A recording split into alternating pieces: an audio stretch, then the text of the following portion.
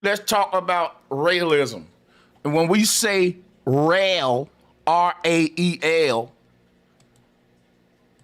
R-A-E-L are the last four words of Israel and the very first four words of Raelism. When we say the word Rael, R-A-E-L, this is the word in Israel. When we say Israel, it is a religion based upon combining two gods together. Those gods are the Egyptian god Ra mixed with the Hebrew god or Greek god El. The two together create a religion that we call Israel today. Now, Ra in Egyptian means the same thing that El means in the Greek. Ra symbolizes light, but not any kind of light. All right, now we about to go to the pictures and the symbolism.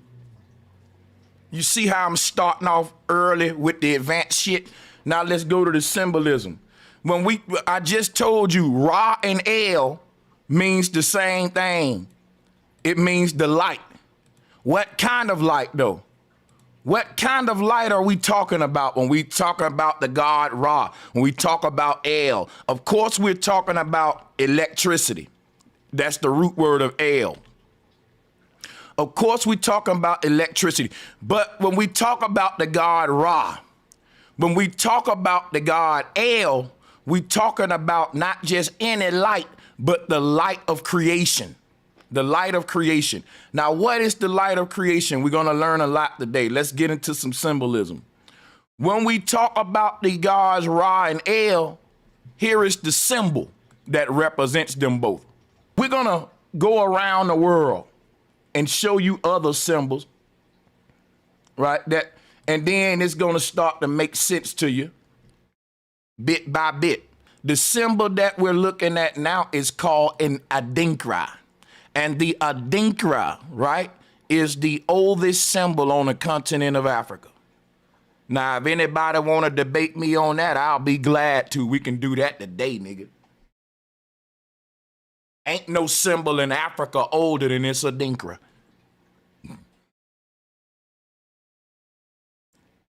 Why you talking about a Adinkra, bro, Sanchez? Well, look at the symbol, and let's go back to the Big Bang. Now let's go to the whiteboard. And then we're going to go back to it. This symbol is the symbol of balance, y'all. It's the symbol of a ball lanced. Balance, ball lanced. That makes sense to you? This symbol, which is the yin-yang symbol, which is the symbol that they're calling Saturn, it just mean balance. Before they spookified it and turned it into realism and ufology and the worship of Moloch, Saturn just was a ball lanced. See, what happened was all of these symbols meant something. They tell you that, now listen, the number 0 isn't a number. It's a seed that gave birth to all the numbers. Ma'at represents balance. She represents balance. Now, what does balance look like outside of math, outside of symbolism and spirituality, which is what Ma'at represents? Here's what it is right here. The integers.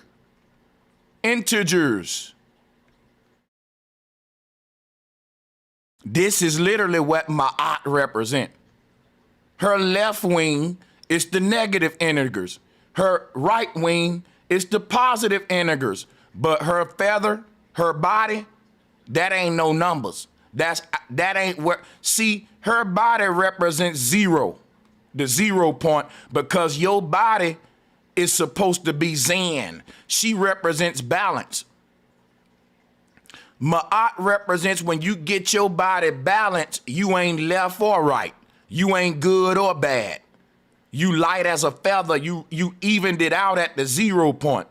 Now, if you look at Ma'at and you look at the Big Bang, you can see they the same thing. She represents the expanded universe. She would be another equivalent to the goddess Nut. You know, Nut spreading the canopy of the sky. Ma'at is another sky goddess, keeping the balance in the heavens. Now, let me show you something. Watch this now. Ma'at represents justice, court. I'm going to say justice, order. Now, that's what Ma'at represents, balance, justice, order. Now, what does the universe shape like? Now, I want you to do me a favor, right? Matter of fact, I ought to take these two images and put them together so you can see that, because I had it like that before. You want to understand Raelism, you got to understand these symbols first. Because before I get into the symbols that you see on the thumbnail, you ain't going to understand them if you don't understand this first. Now look at the courtroom. Everything is symbolism. I'm trying to open up y'all third eye, free your mind. A lot of folks don't like the way I teach because I talk directly to the soul. I talk directly to the part of you that doesn't understand language or none of that. It just understands symbol. That's the original language. That's the holy language, symbol. Symbolism don't mean that to a lot of people. But it governs their whole life, and I'll debate them on it. I'll debate them that the clothes they wearing, they pick them clothes because of a symbol.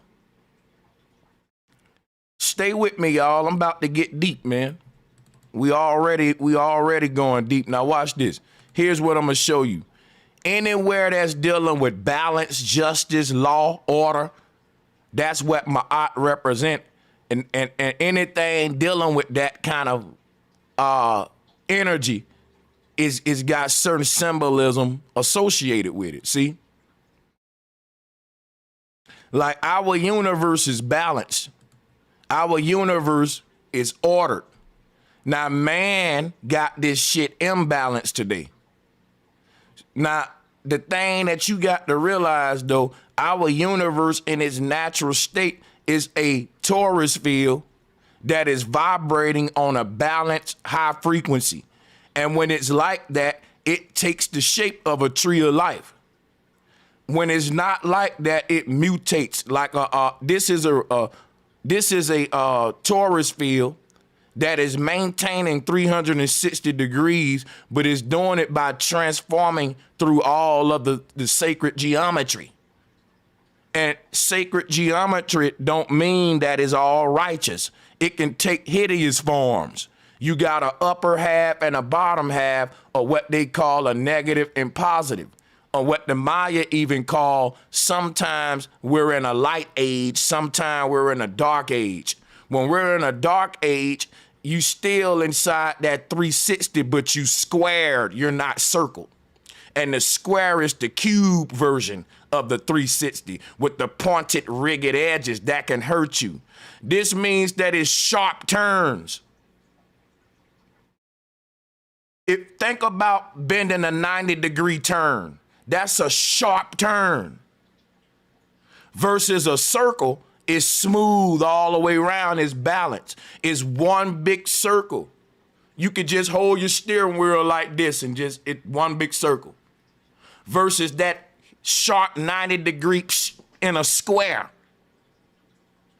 So when we talk about this whole thing about the cube, it's when they are able to square the circle. That's when the dark age manifests on the earth.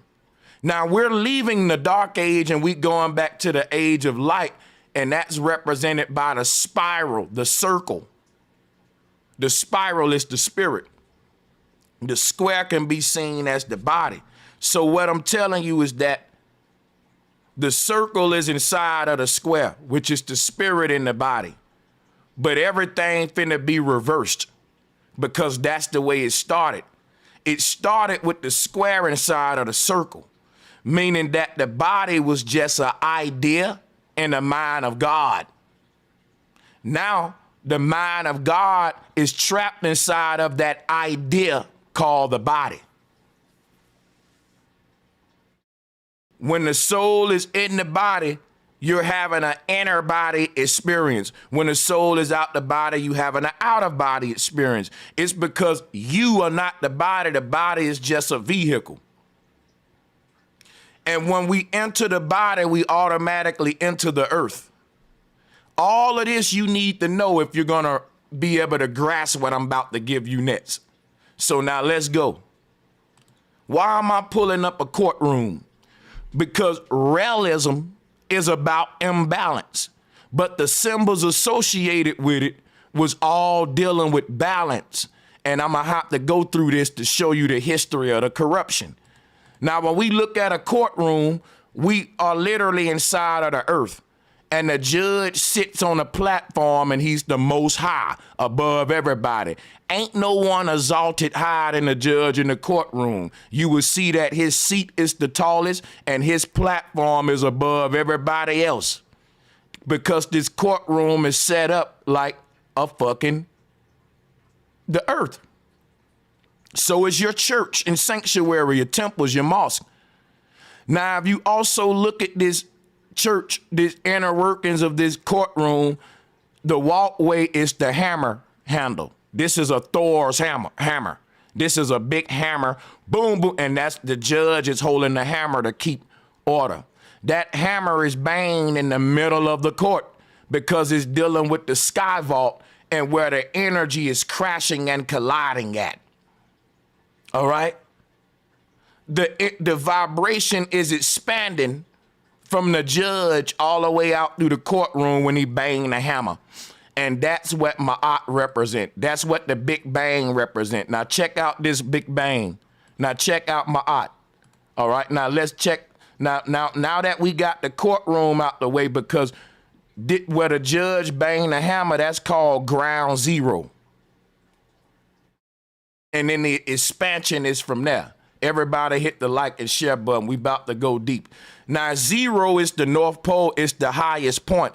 You got to think, right? This integer list from zero should be descending on each side, making like a pyramid, because the highest point is zero, meaning when we travel toward the North Pole, we're ascending. And when you're leaving the North Pole, you're descending. And no matter where you are on the earth, when you say I'm in the southern hemisphere, northern hemisphere, you just saying I'm in the negative side, positive side. And this ain't got nothing to do with good or bad. The earth is a battery, and it needs a negative and positive just like the battery. But the negative and positive grounds itself out at zero. Boom, right there in the middle.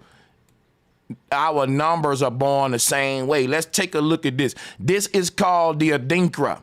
And when you look at this, you're literally looking at balance. Now, let me go back to what I was sharing you about balance. This is a ball with a lance in it. Ball, lance, balance.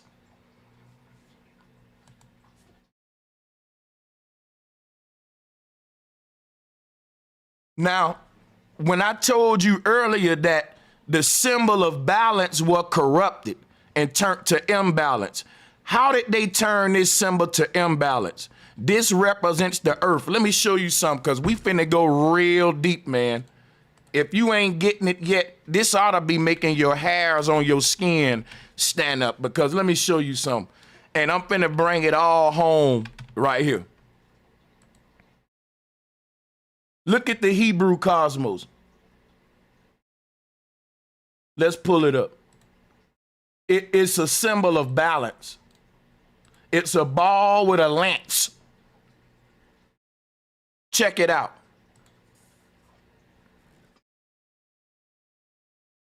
That's our earth.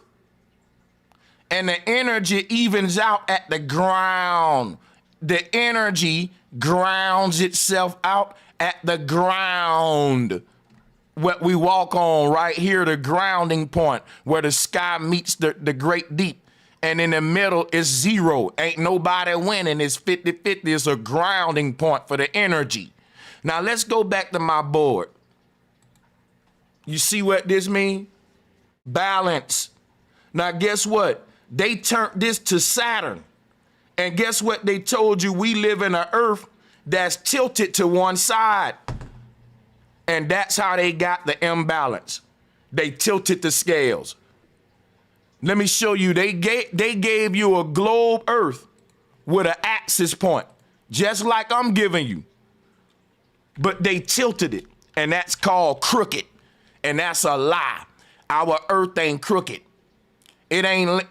Our earth is, when the Bible talk about you gotta be upright, this is, it goes right against that.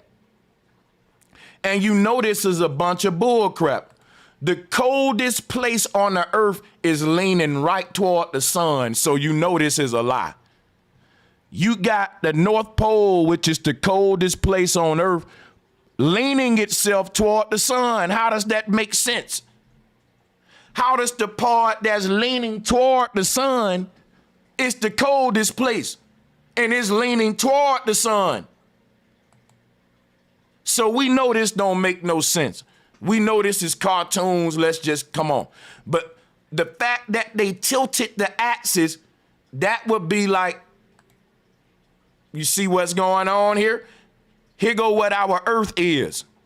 And the North Pole is a vertical pole that is pointed upright, pointed toward God.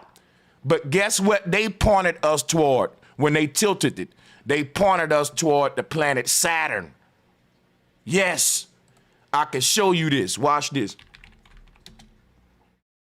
When you, the first degree away from the throne of God is Saturn. That's the sixth ether. Watch this, man. Tell me I don't know what I'm talking about. Look at this doggone cosmology. Look at the throne of God at the top. Now, when you, if the North Pole on Earth is pointed at God, straight up, upright, you point it toward God. Now, if they tilt you 45 degrees to the left, you're now pointed at the planet Saturn, and we can see that right here in this cosmos. They pointed you at Saturn, and that's in your mind, dude. That ain't the real shit. They got everybody on Earth crooked going under the Saturnalia, Saturnian energy, because Saturn is the Lord of chaos. They got everybody pointed that way in their subconscious because we ain't pointed upright talking about the North Pole, 0 degrees. We into the studying all the planets, which are the Greek gods, Saturn, Mars, Venus, but instead of studying the God that created all of them. That would make us be greater. Now check this out. When you point, if you standing on Earth and you point it straight up at God, that's 0 degrees. If you tilt 45 degrees to the left, you're now pointed at the planet Saturn. And that's what all their religion is about. Saturn. They don't want to be upright and in line with the Most High, because they want to be God, which is what Satan and Saturn is about. It's the great fall away from the throne. And why are we studying the planets instead of studying the one that created it all? Because man trying to be God, not get to know God. And you can't be what you don't know, nickel. Here go my aunt. Balance, right? She represent ground zero. Boom, this center point. We put up the energy list, right? Now look, let's go back to this. Now, remember how I told you that a lance ball mean balance?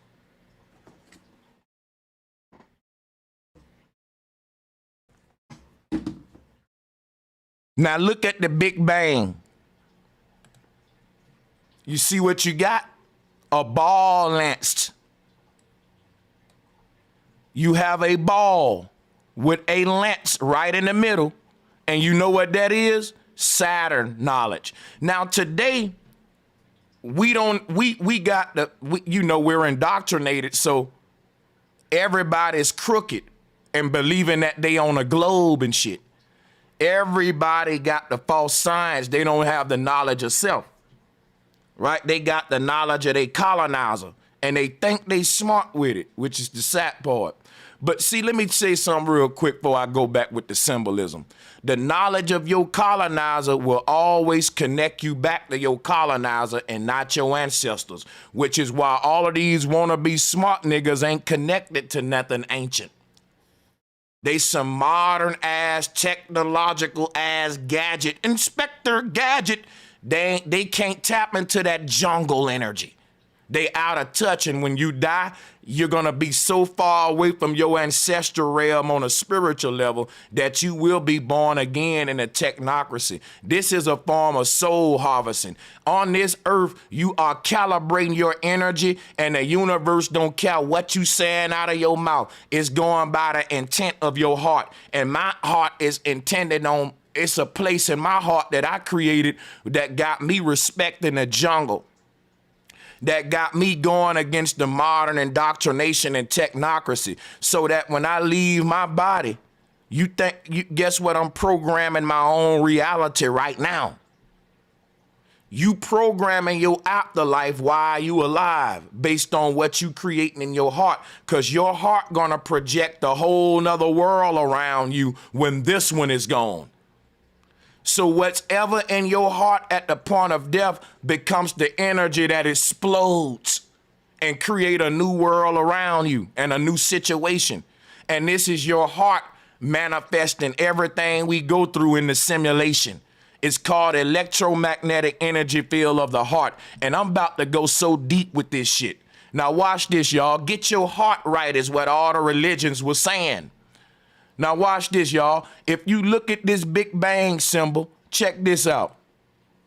This from the Middle East. Brother Sanchez, when are you gonna talk about Raelism? I'm already talking about Raelism. You just don't know it yet. Just stay with me, and when I go back to the title images, it's gonna connect in your head everything I said, and you're gonna be like, that boy cold. Now just stay with me. Look at this symbol here that people worshiping. This became a cowboy hat. This became something called a sombrero. And when you look up the etymology of sombrero, it comes from the word sombre, which was the word zombre, and zombie, which is the word zombie. Now ask yourself, what does a cowboy hat got to do with a zombie? What does a damn cowboy hat got to do with a UFO and a zombie? Remember what I was showing y'all on the movie? What was it? Nope. Watch this. I got to revisit that. The cowboy hat is based on Raelism. Let me pull my old video up to revisit something. Remember the movie Nope that I decoded? On the movie Nope with Jordan Peele. And y'all need to go back and watch this shit when I broke down the movie Nope. But hold on. Hold up. Let me go to this one part. Right here. See? When the fucking alien is abducting your ass, it looked like you got on a big ass cowboy hat. And this symbol represent a UFO ship. Now we finna go into Raelism and ufology. The concept of wearing this big sombrero hat is symbolizing getting sucked up in a UFO ship. When the UFO ship get over your head and it start to suck you in, once you get sucked inside the thing, it look like this lady. And it start to eat you up. And then her mouth go up, her shoulders go up. This symbolism is her being sucked into a UFO. Raelism is all about ufology. Now we finna later talk about Kanye West And Elon Musk, the name Elon is alien. And Elon is all about mind uploading. Now, this ufology concept is about humans developing technology to let them be able to extract the mind out the body. This is a BCI, brain computer interface. But they showing it to us in the form of a sombrero. Now, I'm about to tie it all together to you. Watch this, right? Watch this. Watch this shit. There was a god that was worshipped. And listen, this is something you can look up. The oldest deity in Kenya is a god, and this, I'm about to pull up the etymology. I ain't got to lie about this. Check this out. 1871, of West African origin. That's where the word zombie come from. Zombie. Now, the word zombie come from the word Zambi. Zambi, which was the name of their god. And it's a Spanish word called sombra. And sombra is where you get the word sombrero, which is this hat. This hat represents Saturn. Now check this out. What does this big hat got to do with a fucking zombie and somebody getting up from the dead? Y'all ready for it? You ready for it? All right, watch this. Let's go to Pop Smoke. First, before we even go to Pop Smoke, let me show you something. Because we finna talk about it now. Here go what the sombrero hat look like. This what they worshiping is a big ass cowboy hat, right? With the little crater in the middle, and you put, right, that's a cowboy hat. Now, I asked a question. I said, what does this cowboy hat, what does this sombrero got to do with resurrection? Because what they are personifying is the sky vault that I was showing you earlier in the Hebrew cosmos. Hit the like and share button. Let's see if we can crack 1,000 viewers. Now, check this out.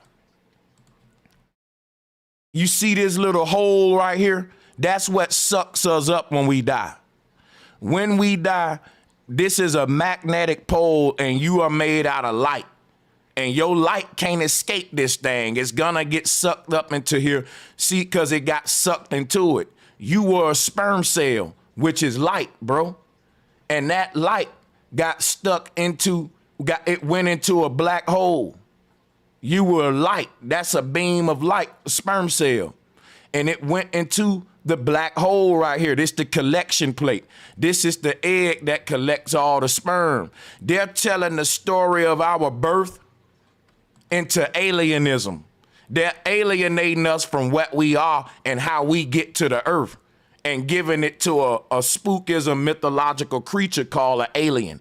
But the secret behind this is they turned this shit into technology of how to get out the body. And that's why we call them archons. They are interdimensional. We used to have this gift. They've always had this gift, but they use technology to do it, and we use our natural abilities to do it. Now, again, what does the word sombra got to do with a ghost? What does a doggone sombrero hat got to do with a ghost? I'm about to teach you. I'm teaching you now. Stay with me, right? If you look at the way the hat look, and then let's pull up a holographic human.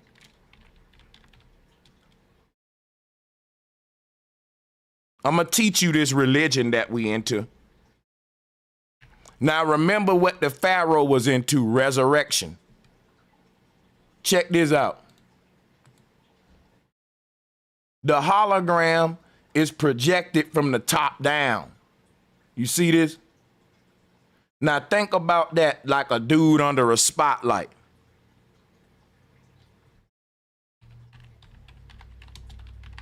You know, like alien abduction, when the dude is under a spotlight and the light looks like a triangle on top of his head.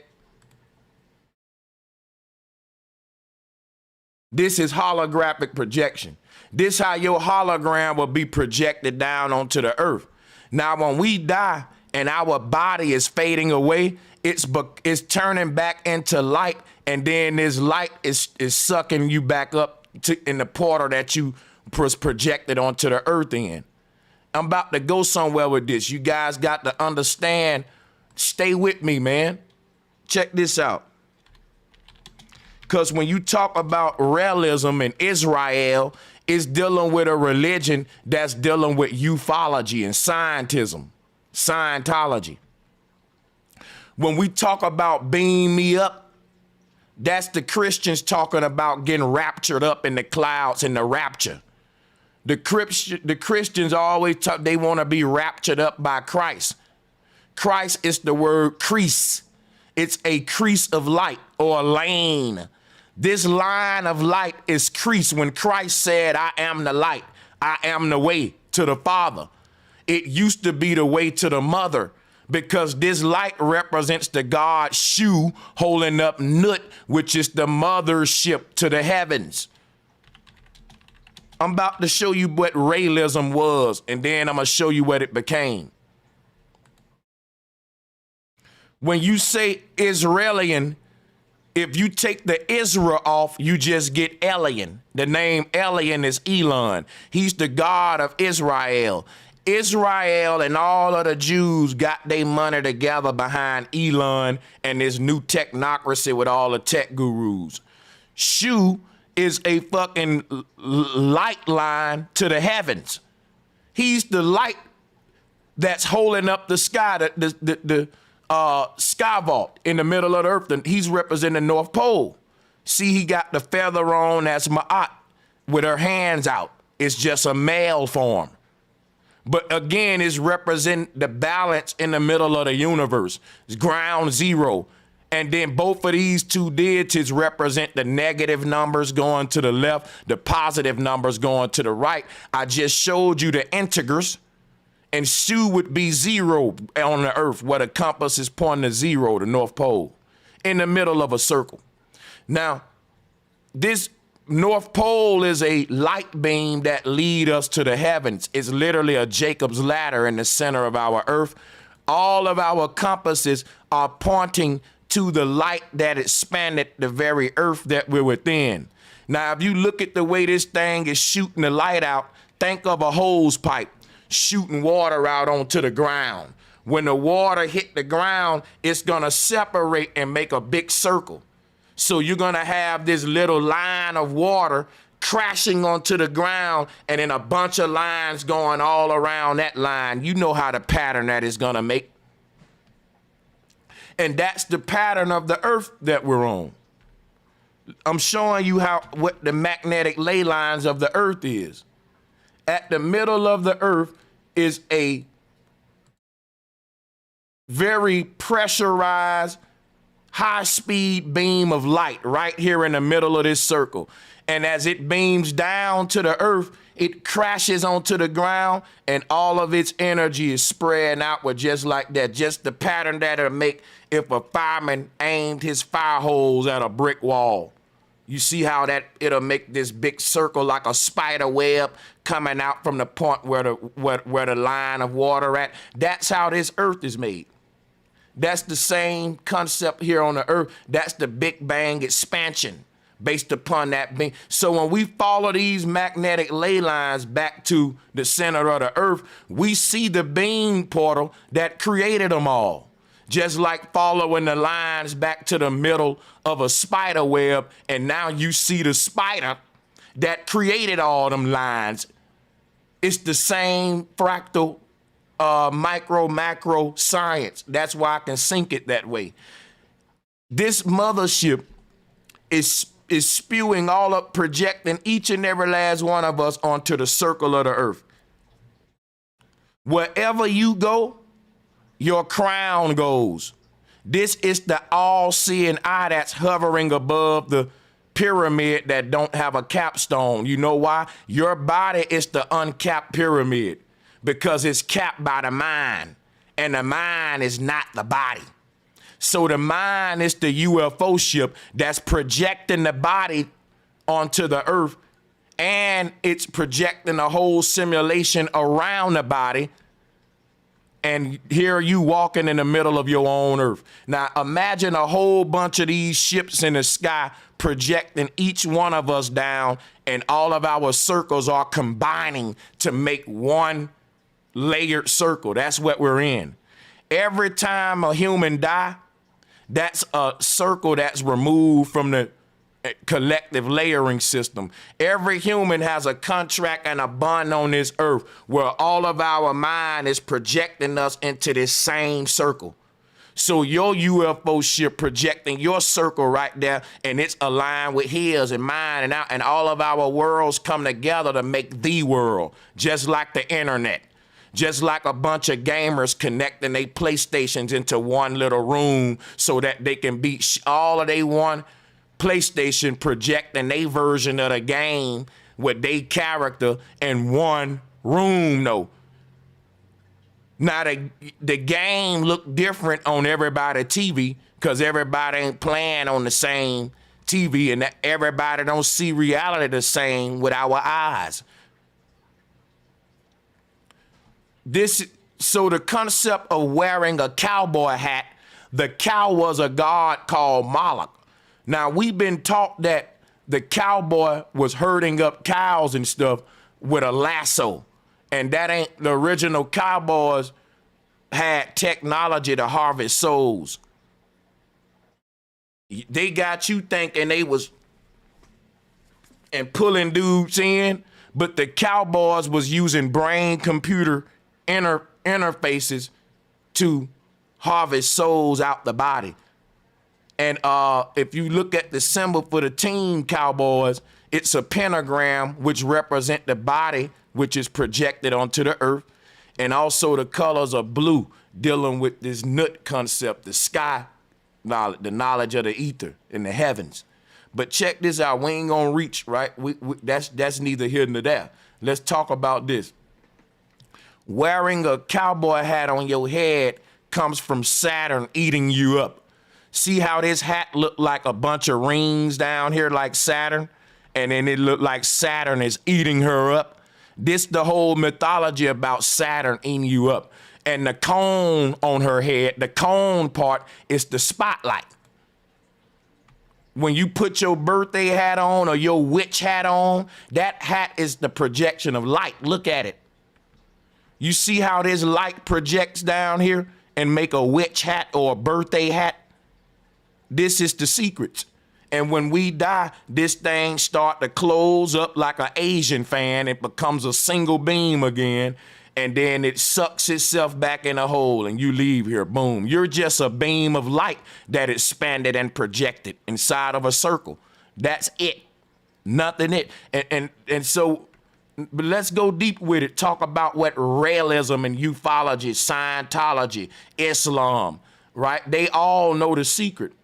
Now let's take this thing off now that we got the word sombra out the way, because listen, the etymology question was, what does the word ghost got to do with a big old hat that we wear called a sombra or sombrero? The word sombra is the word zombie, right? We doing the etymology right here, and we showing you what the birthday hat and the sombrero hat and the witch hat, the fedora hat, we showing you how that tie into the resurrection story. Because what happens is rebirth happens in the mothership. When this thing sucks up the consciousness, it projects it back out in a different circle as a better version of itself in a better situation. This is rebirth. In other words, like a painter that balled up, he erased the board to write a new painting on it. What this spaceship does, it collapses this light into a line. It sucks itself back in. And if you think I'm lying, that's called spaghettification in science. Let me show you, because it looked like somebody sucking a noodle in their mouth. Look at it. Spaghettification. If to my science niggas, it's called spaghetti. If you think I'm giving you some pseudo shit, astronauts call it spaghettification. But what they ain't telling you is the astronaut is personifying the sperm cell being sucked into the egg. That's why he got the all white with the one eye helmet on, and he got a tethering line.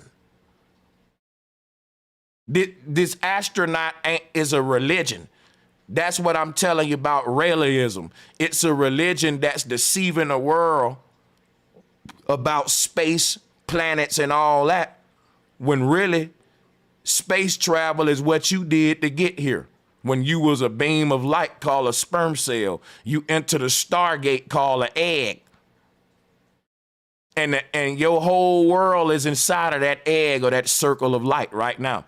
And when your world is over, it will fade away. We're all having our own experience in the same space, but we're projecting our own reality in the same circles, in the same location. It becomes a universe where all of our worlds become connected to make one big the world. Just like the internet and gaming, how they all connect their systems together to be in one room together, like this earth. That's what it is. So when we look at the light that's projecting the human, this is called holography. And here it is too. Human hologram technology is now available. And what they need Elon Musk to do is come up with the technology to allow us to project our minds inside of it. But this is a religion called Raelism, because once you upload your mind inside of the fucking hologram, it looks like you've been sucked up by their god El. They showed you this in the movie Nope. And in the movie Nope, when they sucked up all the people, they was harvesting them inside of the ship. Now check this shit out, right? Because we got a lot to break down. When you look at this symbol right here, of the UFO beaming the person down, it beams them up too. But when you look at a holographic human, it's showing you the knowledge of holography. The ship, you don't enter the ship as a human. When we enter the ship, we're literally aliens, man. Our mind is not a human, dude. Our mind, it literally looks like this alien creature they keep showing you. Let me show you what I'm talking about. This is what the mind is. You see this? This is where they get that alien concept from, with the big skull and shit, but like a pilot cockpit seat. This is what ejects. The mind is a little bitty light inside of this chamber. You see it? Think of a pilot sitting inside of his cockpit. And when it's time for him to crash, he hit the eject button and he beams up out the top of the cockpit from the pilot ejection seat. This is how this shit was made from our mind leaving the body. They call it Jack out the box. When Jack pops up out the box is the body. I told you that's the cube. The circle is, think about this, right? Excuse me, I said a circle. The cube, right? When it opens up, Jack pops out the box. When he get Jack out the box, the cube concept, Jack is this mind. The word Jack is the word yak. The J is the Y. When we say Jacob or Yakub, Jack is yak. The yak is the word yoke. Go look it up in etymology. The word yoke is the word yak. And they said that the mind is a yoke. You see how it looked like a little yellow yolk, like what's in the middle of an egg? This little ball of light is in a chamber that's like a pilot ejection seat. And when you die, when the heart stops beating, that right there triggers the ejection. When your heart stops beating, it triggers the ejection of the mind out the body to head back home. And you can't stop that. So, because we're not the body. And once you get out your body and see what we really are, we literally resemble this shit they call an alien or whatever. That's what what the sperm is, with the big elongated head, the sperm cell and shit, or the ghost, the white ghost with the wiggly tail. All of this is what we are out the body. It's a trail of light. It resembles this little alien here. See, before we was a human, we was a sperm. And the sperm is how you get this concept of this long alien head. This is the part of us that travels the heavens and the waters above. The body don't travel there. NASA lied to y'all. Can't no human body leave this earth. The only way you can leave this earth is having an out-of-body experience. It was called astral projection, not no astronauts. They're not going nowhere in the astral realm. That's why we call them astronauts. Now let's talk about wearing a cowboy hat. This hat ain't got nothing to do with no people herding up cows and shit. It got something to do with the witches who rode on a witch broom. See? This image shows you a holographic human. And we got all of these stories about witches riding on witch brooms, the cowboys with the cowboy hats, and it's all dealing with resurrection or the zombie, the one that gets up out the grave in voodoo, a reanimated corpse. What would that be? Like Pop Smoke. Now let's go back to Pop Smoke. Now look at Pop Smoke. That light that you see in the middle of his stomach, that's the machine that's projecting his hologram. Now let me show you something real quick about that light. Look at the Big Bang.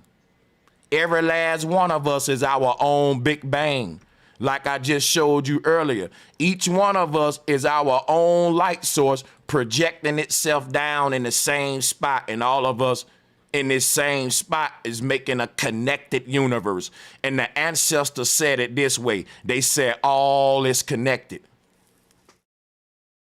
When you look at the Ubuntu symbol with all the hands coming together to make one circle, that's what they showing you. They even got that in Egypt too.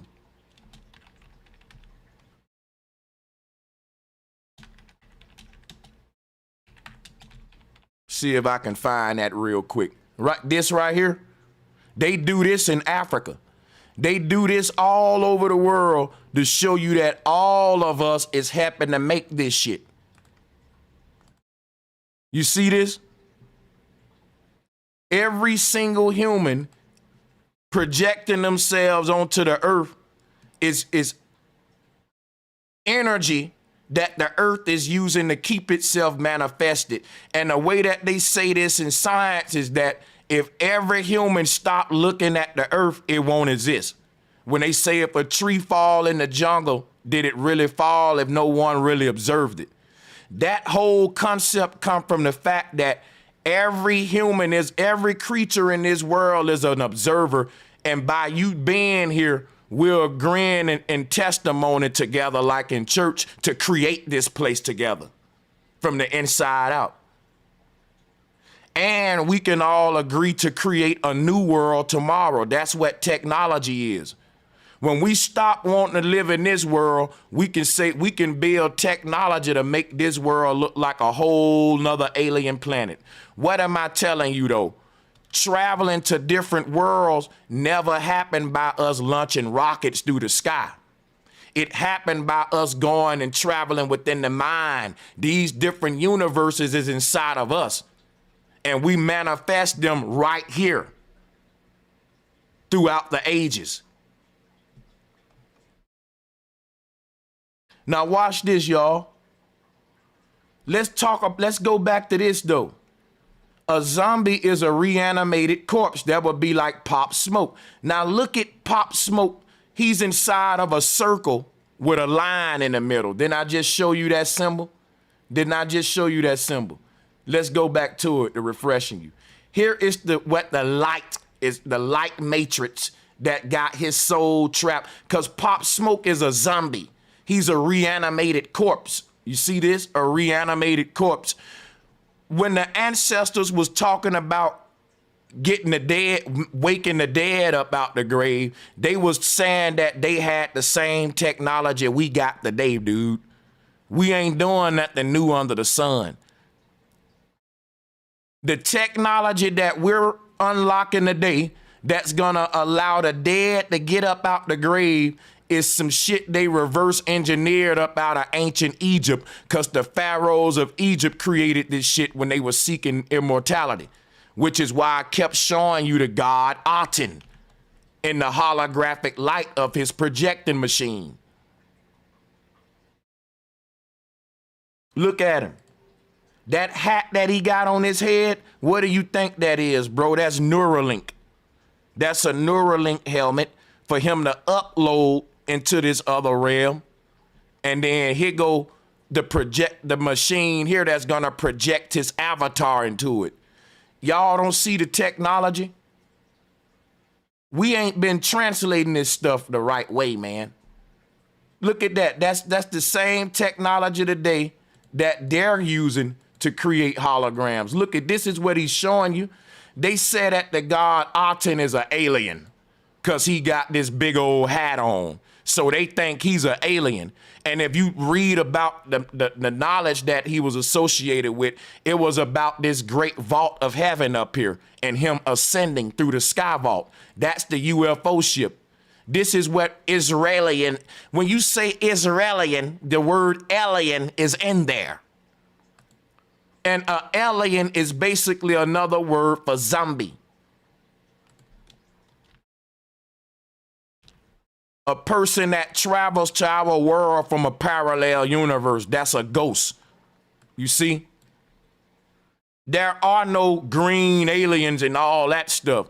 It's just people, spirits from different ages revisiting the earth.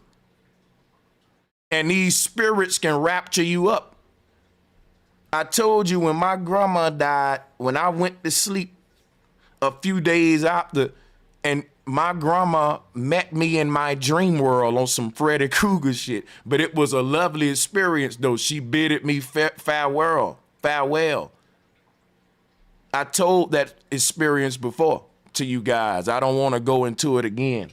But basically, I had a dream. I was hugging my grandmother in her room after she died.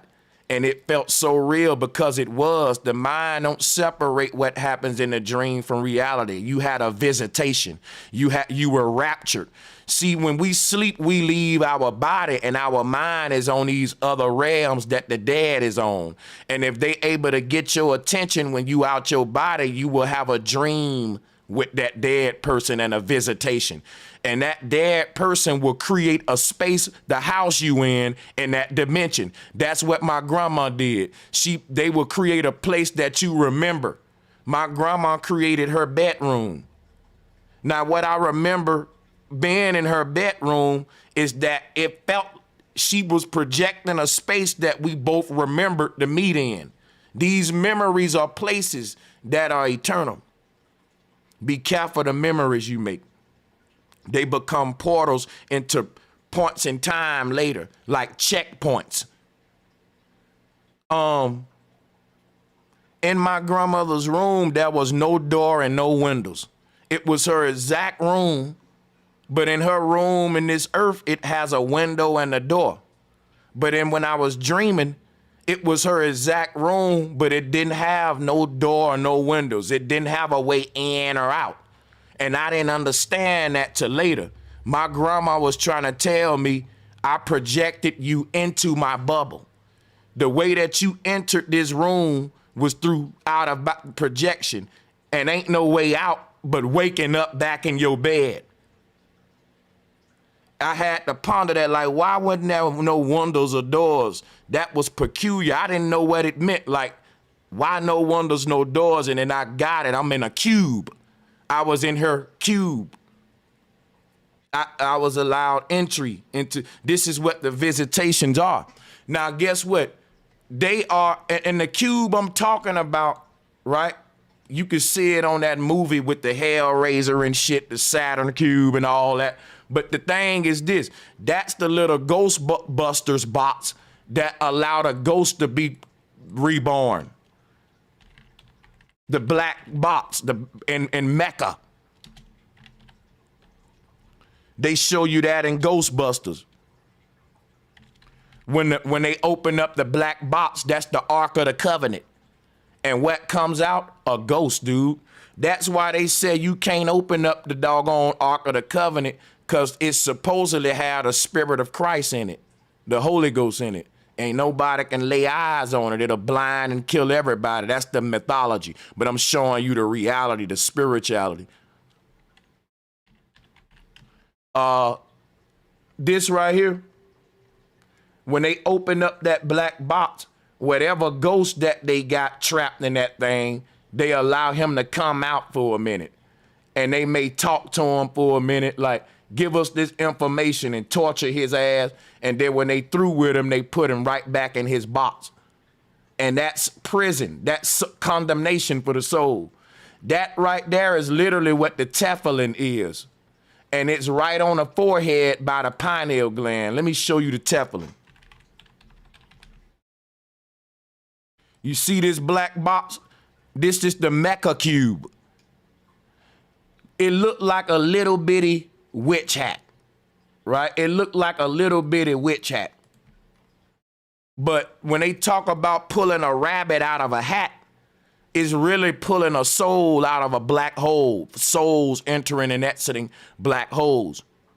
And this tefillin is the UFO ship sucking up the soul into the cube, which is the black cube of Mecca, right? That's how Jack gets inside of the box. All right. So what they symbolize in here is when Jack want to leave the box, then this little box on his head will open up and light will come out. That's how you get the unicorn symbol. Now, when you pull up a unicorn is always by a light source or by a rainbow or by an arch, because it's talking, we are the unicorn with the white suit on. The resurrected soul is a unicorn, and the antenna on top of his head is what the pharaoh is wearing. This unicorn symbolism is symbolizing the resurrected soul traveling through the heavens as a white horse. And this concept can be seen here with the pharaoh in the white robe with the pointed point on his head. You see what I'm saying? So what I'm trying to do, all of these crazy folklores and mythologies and creatures that we've been given has some meanings to them. That meant something prior to all the bullshit. Today, a unicorn doesn't mean nothing. But let me show you something. The root word of unicorn is eunuch. And the word eunuch is the word Enoch, which is the word Enoch. Now let's talk about Enoch, because if you look at Enoch, Enoch is showing you exactly what I'm showing you right here with the pharaoh and with the UFO shit. The people in power are knowing that the white light we see when we die, people say it recycles you. They say if you go into that light like Enoch did, then you're going to be uniting with the Lord Yahweh. And that's a serpent god that's going to recycle you. Now, I'm not scared of none of that, because I think they misinterpreted it. Here's what the serpent god is that's going to recycle you. It's your own kundalini energy, which is the energy that allow us to be born again.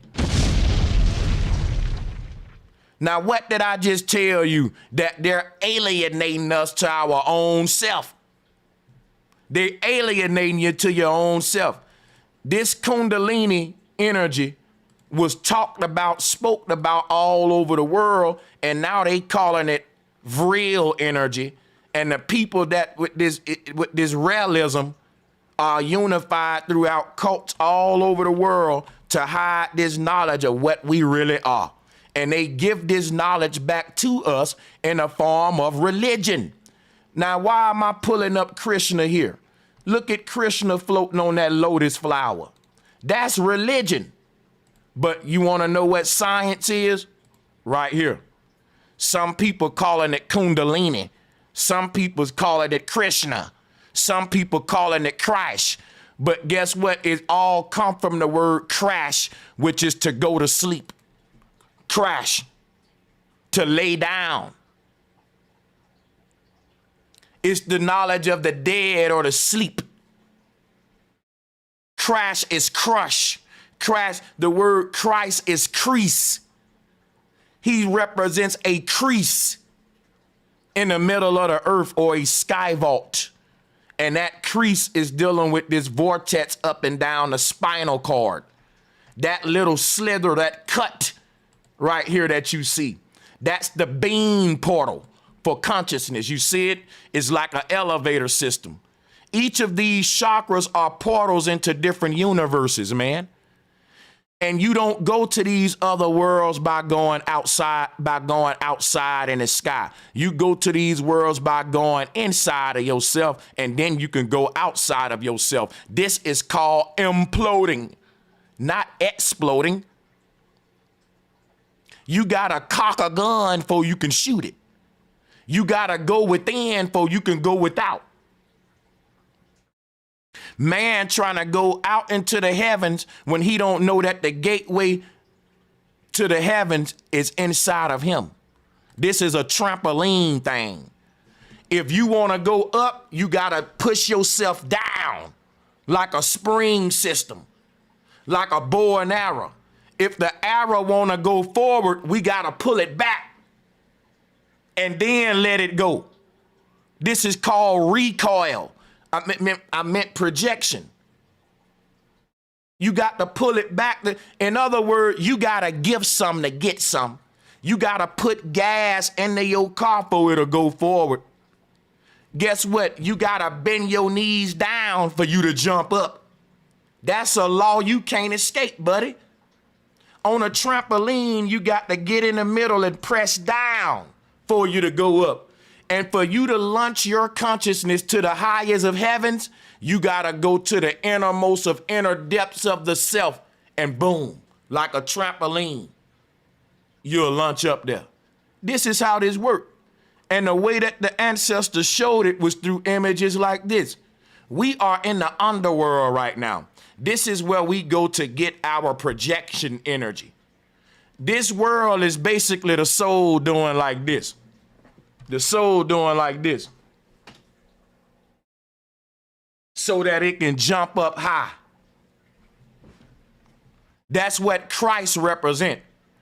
Christ came down onto the earth. He went down into hell so he can launch back up into the heavens. All of those dudes, Enoch and all of them, had to be born on the earth first before they was launched to the heavens, to understand that they were gods in the heavens. And that's because basically to understand up, you got to explore the nature of down. We're inside of a paradox, meaning if you really want to understand left, then you actually gonna study right. And when you decide to understand right, you don't even look at right, you go to studying left. The best way to understand how light behaves is by studying shadows. The opposite of light.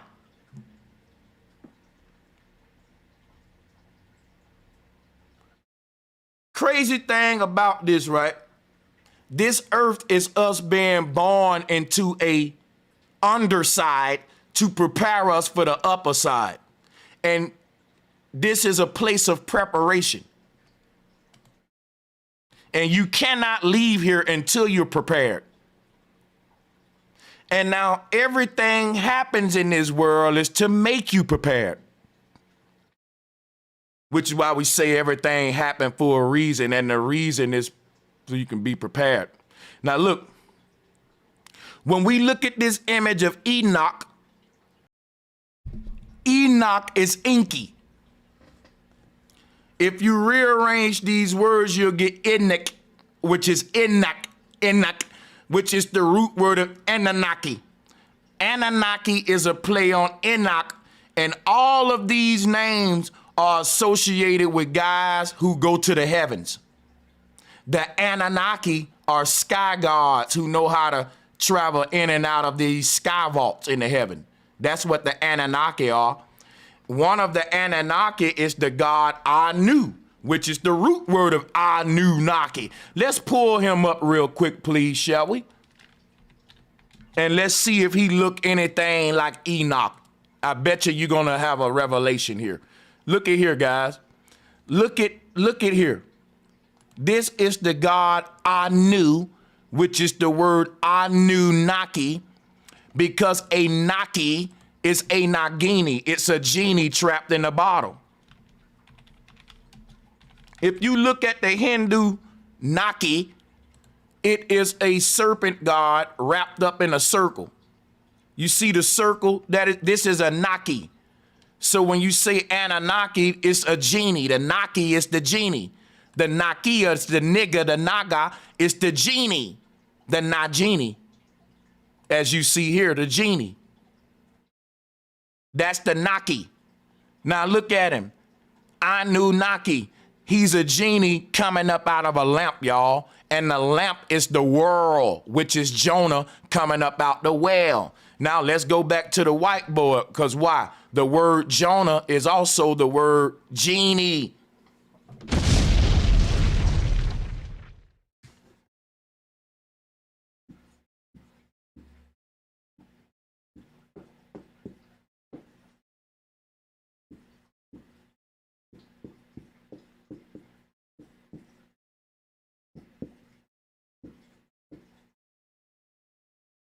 And I can give you several more. Jonah, Janus, Genie. All of those are different gods that represent your light being stuffed inside of the body, which is the bottle that houses the genie. The bottle, the body, and the light inside of it is the genie. And when that light comes out of the body, it will look like the god Anu bursting up out the heavens with his wings on. What he's bursting out of is his own skull, like I told you earlier with the pilot cockpit seat. When he died, that triggered the ejection button, and it made his soul activate the wings to allow him to beam it up out this bitch, Jack coming out the box.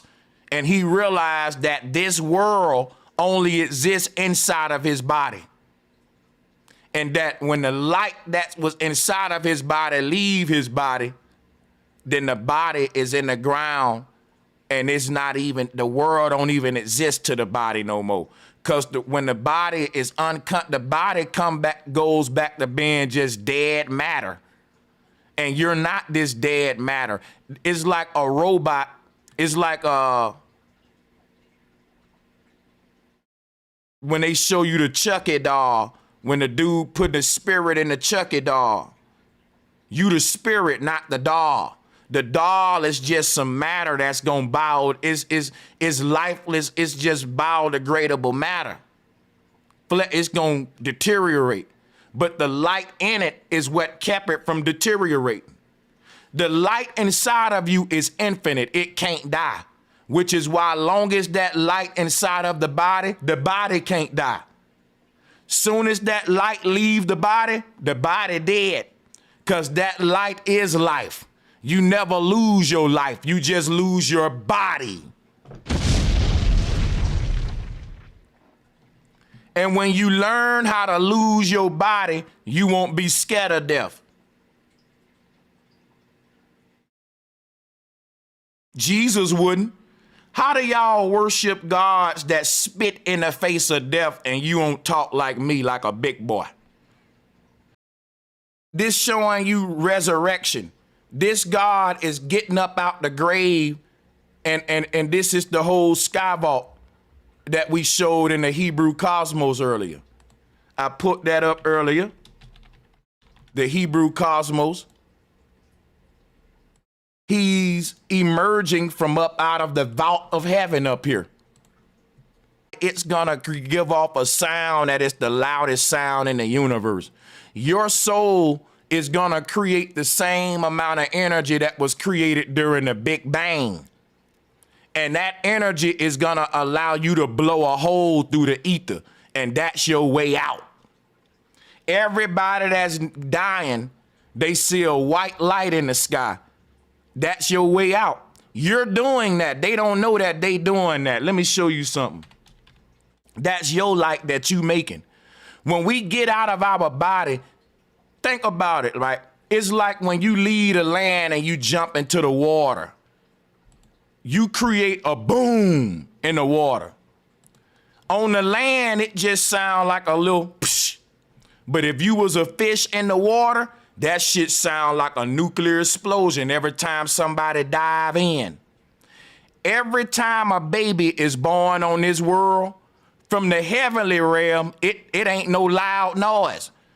But on a micro realm, it's the biggest sound in the universe.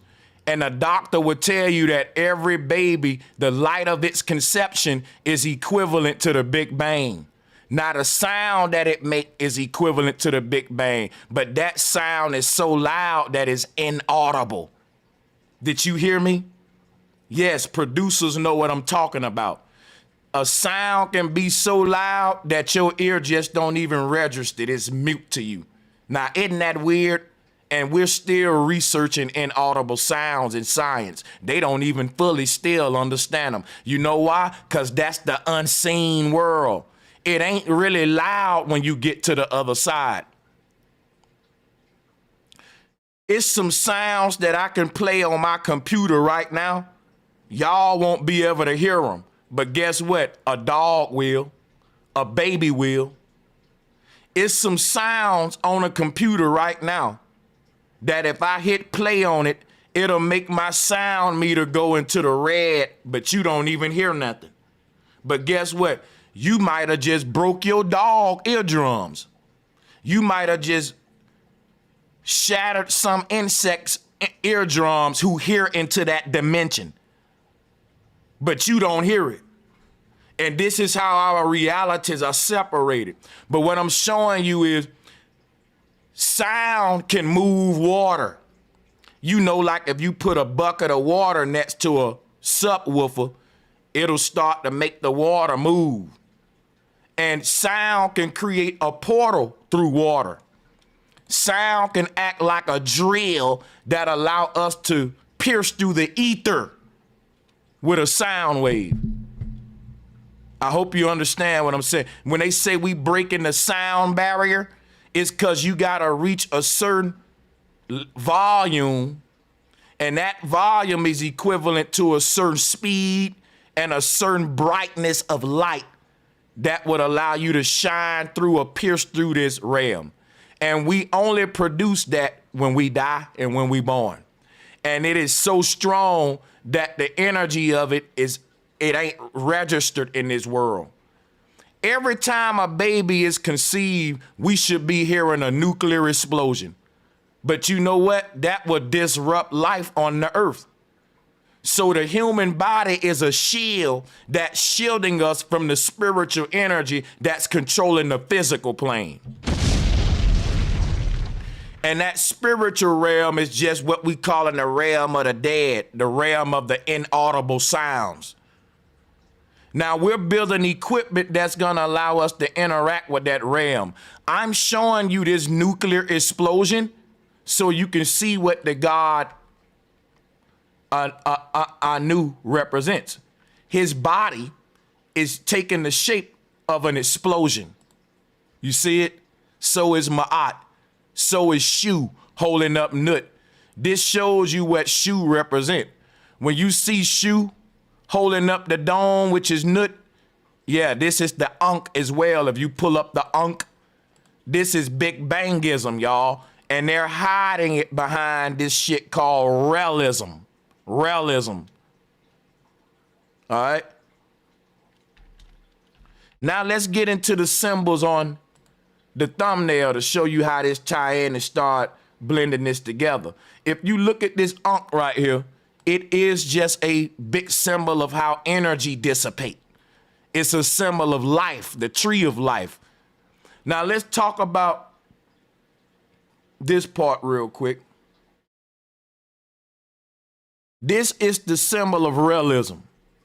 A lot of folks would say Why would Kanye West get in trouble by posting that symbol? Why would Kanye get in trouble? Kanye posted the symbol on the left, but the symbol on the right is Raelism. Why would Kanye do that? And why would they persecute him for sharing his religion? He might be into Realism. People, what it really is it's a circus, it's symbolism, and they getting us ready for the alien invasion. Kanye is talking all the knowledge of global warming, aliens, and everything see, these folks is about organ harvesting. They are opening up portals in the sky right now, y'all, with blue beam technology. Watch this.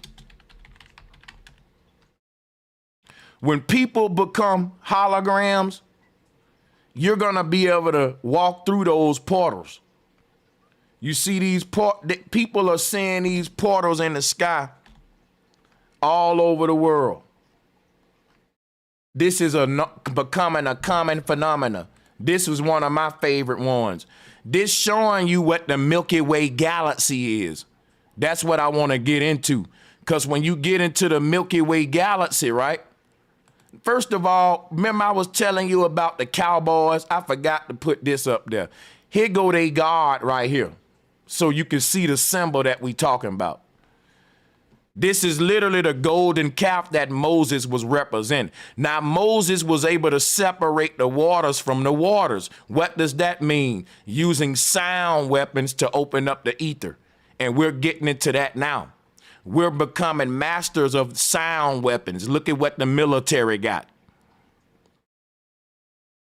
The world is going into where the Egyptians left off at when they was cheating death, which is why all of our science is trying to cheat death. Human avatars, pop smoke. When you die, your rapper becoming a hologram. It's soul harvesting. They got that man's soul in a box, and he can only come out to perform. He's an eternal slave. That's on some Ghostbuster shit. These people been doing this thing.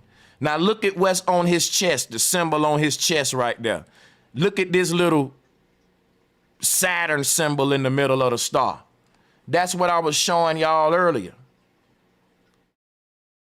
That little symbol that you see in his chest, that little Saturn symbol, let's go back to that because it's all about the symbolism. I got to clean my board real quick.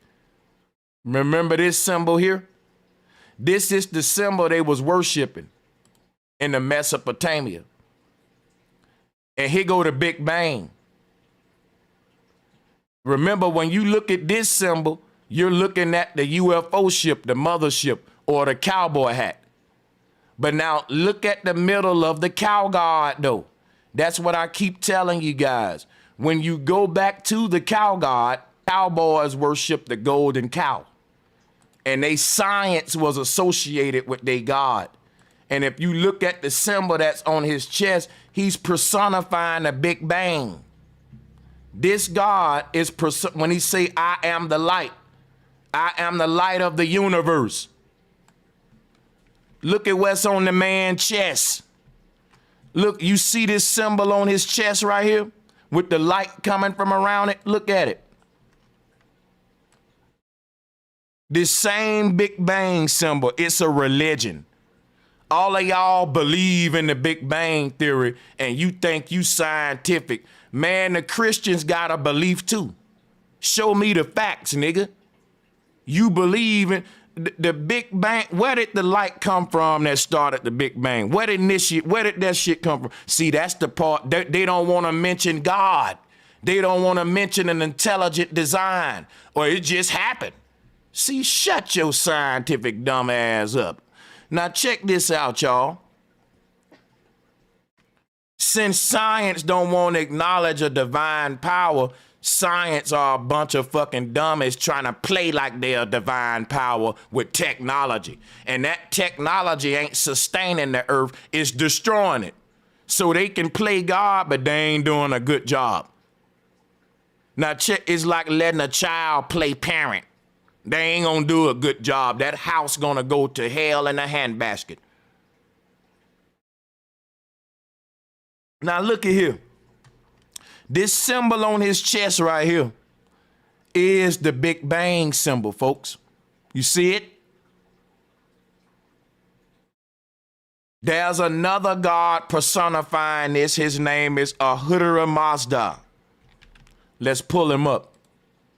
He's showing you the Big Bang. That's why he's blue. Now, all of these gods are blue, just like Krishna. You know why? You're your own Big Bang, dude. You the bomb. Your birth was an explosion of light. And that light was used to project a simulation around you and project you inside of your own simulation. And that you is the body. The mind is projecting the world around itself. And it built the avatar in that world and got inside of the avatar to explore the world that it projected. But it projected that world in the same spot as everybody else that's living on this earth. So we all got combined spirit. We're combining our worlds to make one big world. When the ancestors said all is connected, this is what they was talking about. And when we have a birthday, we put on a birthday hat. The shaman hat is a triangle with a dot at the top. The dot is the source of light. The triangle is the projection of the light.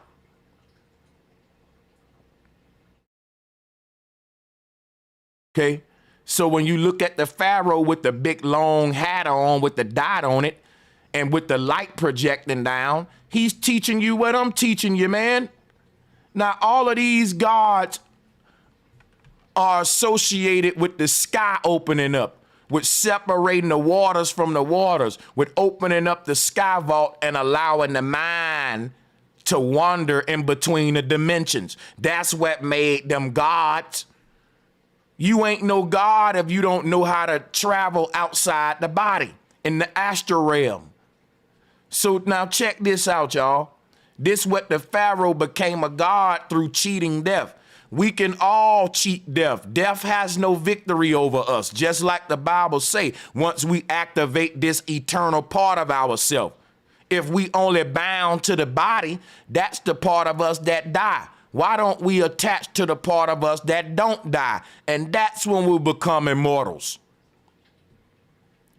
So check this out, y'all. If you look at the pharaoh, there's an opening in the sky that he's speaking about ascending through. And that's the same story of Enoch. Let's look at him.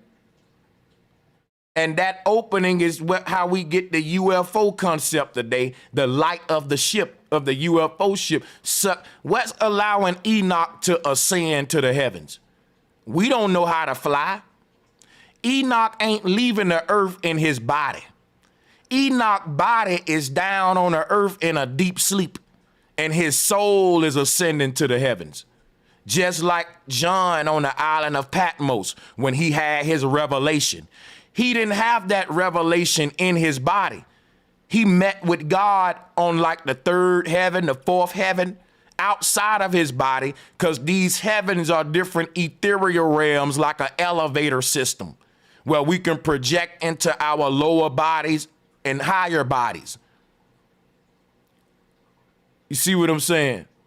So we got Enoch here ascending through the sky vault. We also can show you ancient Hebrew artwork that I'm gonna load up here in just a second and show you that this is not no concept that's exclusive to Enoch. This was the ancient sciences before it became realism. When Enoch was meeting up on different dimensional shelves, he go to different dimensional shelves. Right here, this is Mesopotamian cosmology in the bottom right. So Christ is Crease. This little split that we see in the middle of all the ethers is what they're personifying as Christ or Crease. Christos, right?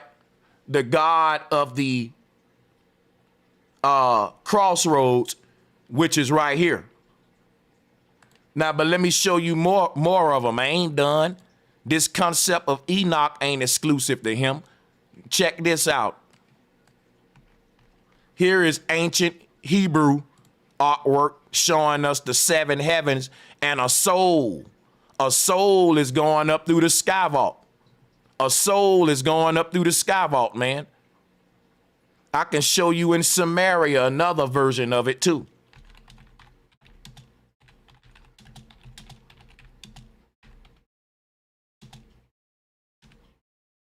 Look, here go a dude being born up out of the Babylonian tower. You see his soul ascending like Enoch up out the tower. The tower is this earth, man. We're inside of, this is the tower. This is what the inside of a fucking whale's body look like. I keep telling y'all about Jonah and the whale, that the word Jonah is the word genie. And I'm gonna prove that too with sacred geometry about Jonah and that the whale is the world. And then I'm gonna show you something about Travis Scott that's gonna mess you up. Now check this out. That's Travis Scott concert at the bottom. Astroworld. Travis Scott named his concert Astroworld, and he told the people that died, I'ma see you on the other side. You know why? Because Travis Scott on the stage, his spirit ain't in that body. A lot of these rappers already left the earth and they on the other side with Yahweh, with Elon and all the tech gurus. They already preparing a place for us, like what Jesus said. When we think these niggas are clones and that these rappers go to acting funny and shit, it's cause they ain't in their body no more. They done left this earth already with the BCI brain computer interfaces. With that technology already exists. These dudes are aliens. And they telling you, I'm gonna see you on the other side. The only way you can access it is through death. But that Travis Scott that performed that Astroworld wasn't in that body. That's why he was acting so weird and shit. He was already on the other side. Meaning the people that was going, see, when the people at that concert died, they was sucked into this little portal that you see here. Now, a lot of folks say, well, you on some crazy shit now, brother Sanchez. But dude, look at this right here. You don't understand this spiritual technology, light and vibration can soul harvest with that. And what was at the concert? A bunch of light show with the fire, all the lights going with the vibration, the music. Light and vibration, and you can soul harness because them people already connected to his energy. They his slaves. They his fans. So when you think about all this, man, this been going on. Look, Jonah and that whale, the inside of a whale body looked just like that with the rib cages. It looked just like our flat earth, man. Jonah inside of that whale body is really them talking about you in this earth, man. That whale is the world. The world is the whale. And the reason that they call it a whale is because this, let me show you. Now think of a big pretty whale looking at you with cross eyes. And that'll be this cosmos. See, our earth look like a whale. And the two eyes is the sun and the moon. And you know how the whales shoot up the spout, out the water, out the spout? That's the vault of heaven. So when Jonah gets spit out the whale, that's how you're gonna look when you leave the earth.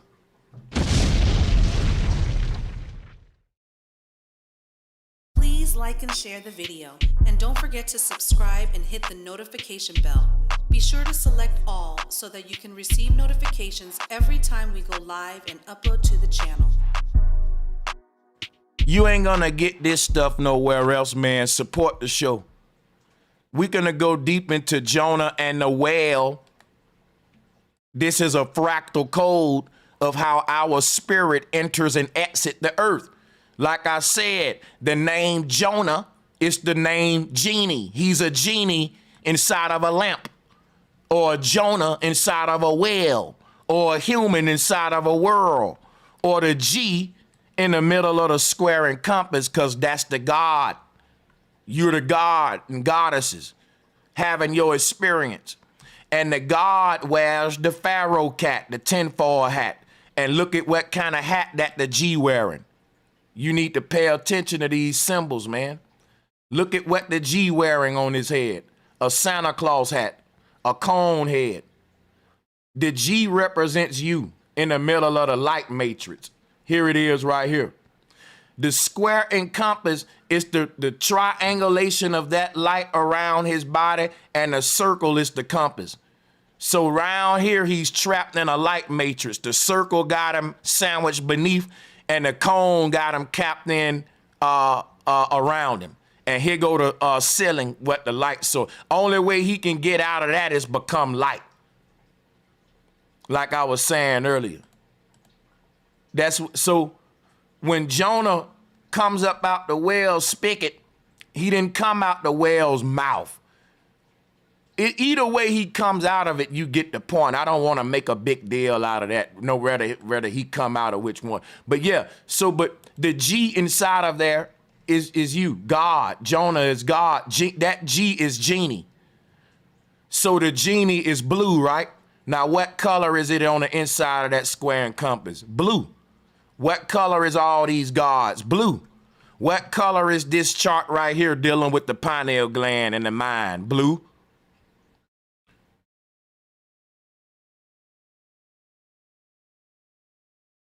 That G means genie, which is God inside of the trap. Now, how do we get out of here? Through the sky vault. It's pointing the way out with the cone on your head. Look, you see this cone on top of God's head?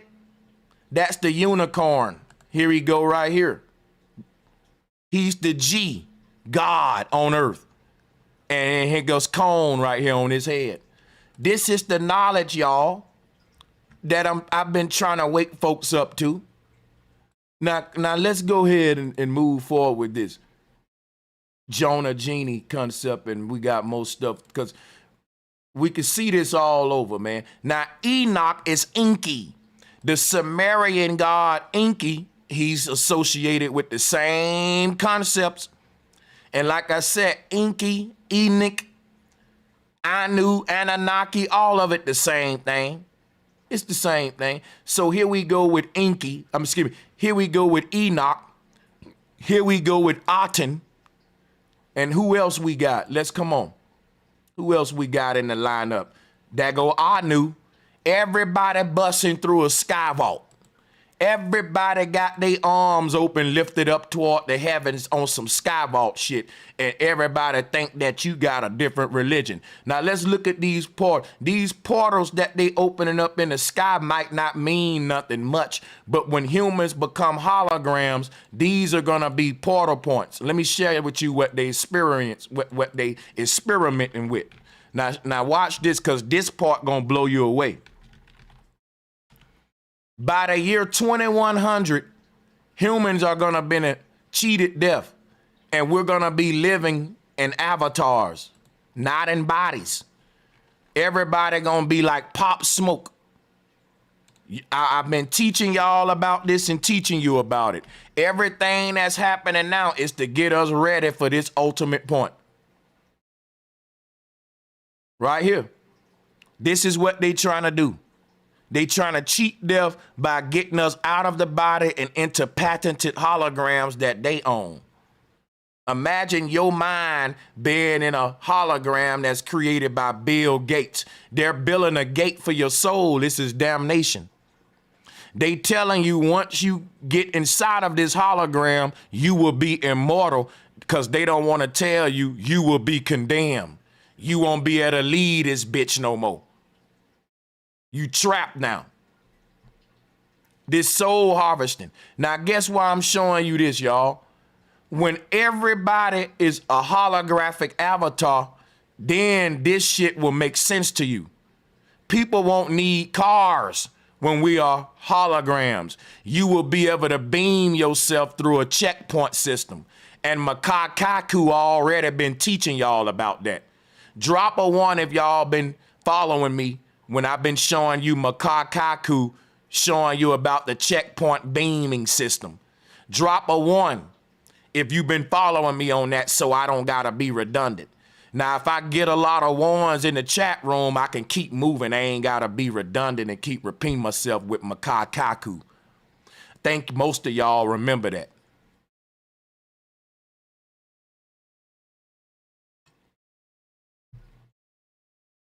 Yeah, Genesis is genie. That's what I'm saying, Davey. When you say Genesis, you're saying genie. Genesis. The beginning is the beginning. The jinn are the genie. These are souls that what they call in the Anunnaki is the jinn.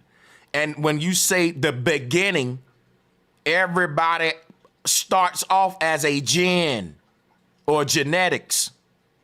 Jinn, genie. All right? So, yeah.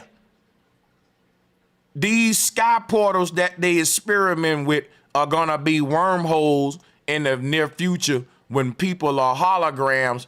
They ain't gonna be walking around and driving in physical cars and walking on physical fucking sidewalks. The hologram will be able to project itself right in front of your face from the nearest beam point in the sky, like a cell phone system with satellites. But they ain't got satellites, they got satellite balloons, right? But check this out. When you have a bunch of these portals scattered throughout the place, it's like cell phone towers for dead folks. They can beam in anybody's area as long as it's a working portal in that area. They can beam in and out and project themselves in and out. This is where we're going. People may not understand what these portals in the sky are, but they are no different than what the Milky Way galaxy supposed to be. The concept of, let me just go into this real quick.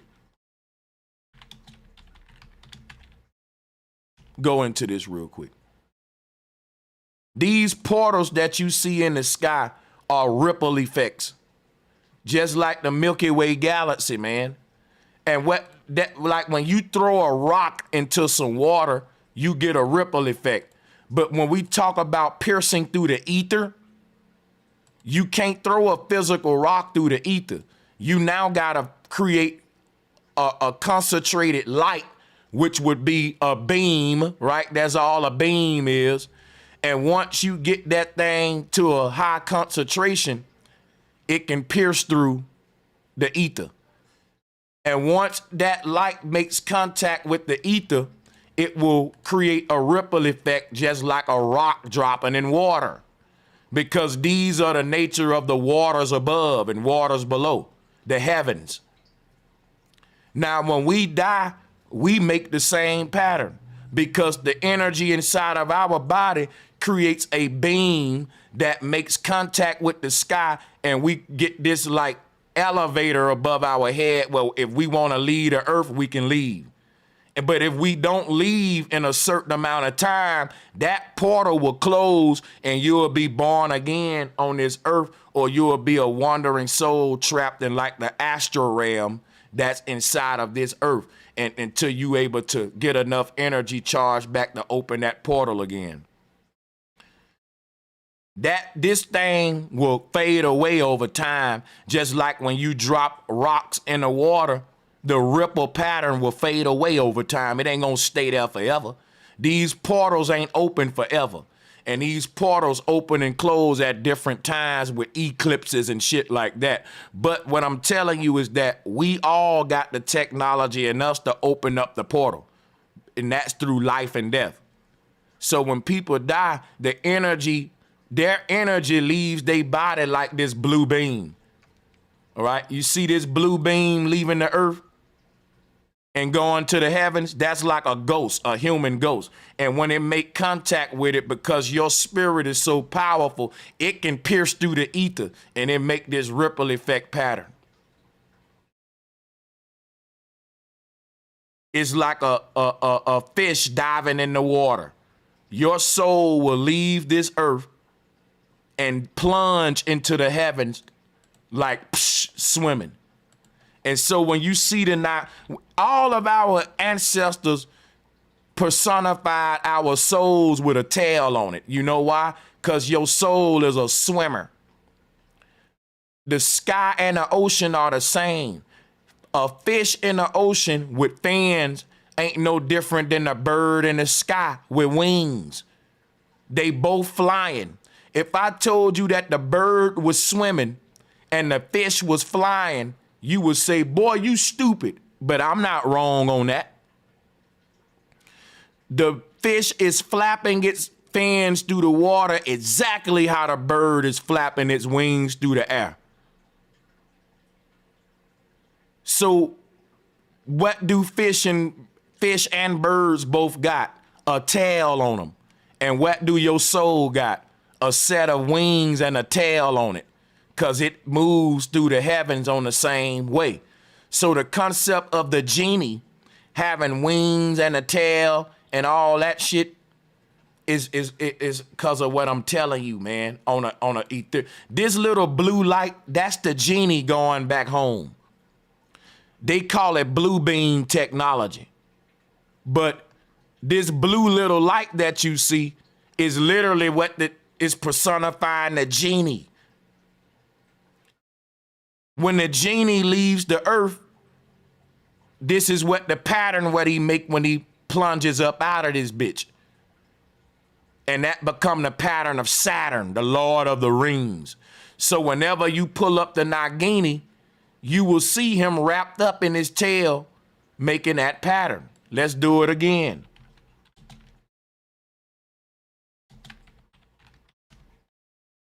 You see it here?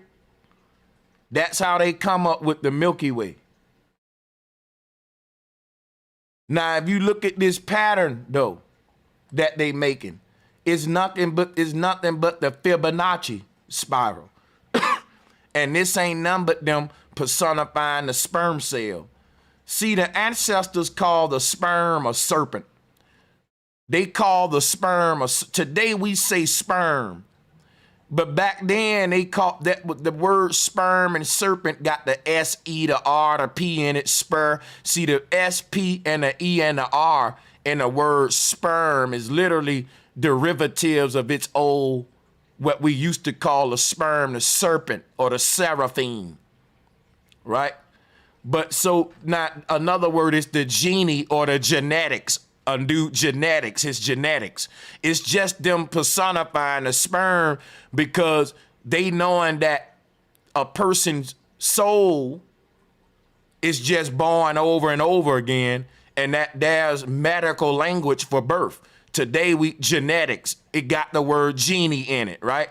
And I'm showing you the connection between it, but the heavens and the earth. Like our birth ain't separate from our soul and God and all that. So when we debating about religion and science, that's ignorance. I gotta get away from that, because smart people are uniting them together. And it ain't just me showing you the unity between religion and science.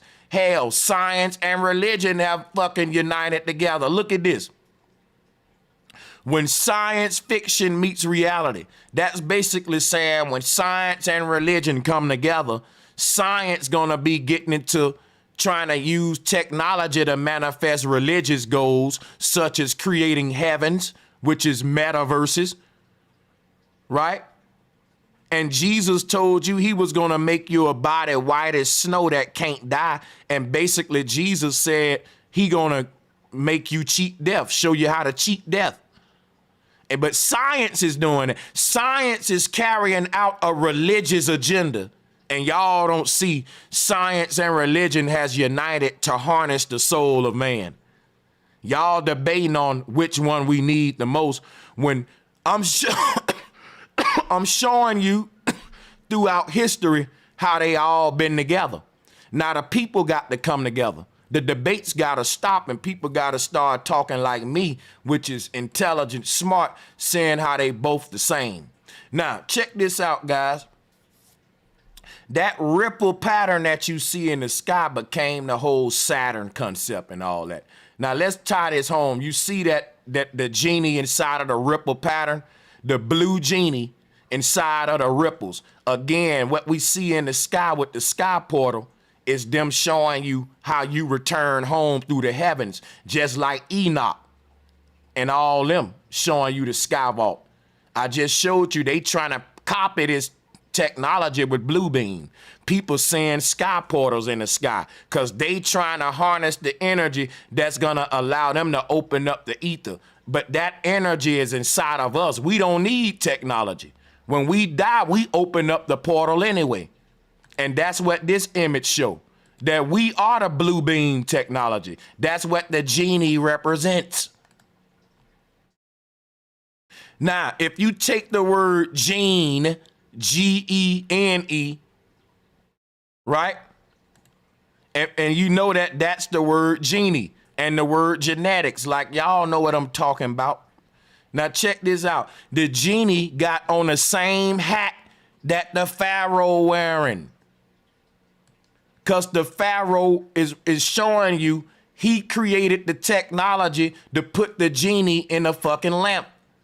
He created the technology to trap the genie in a lamp, man.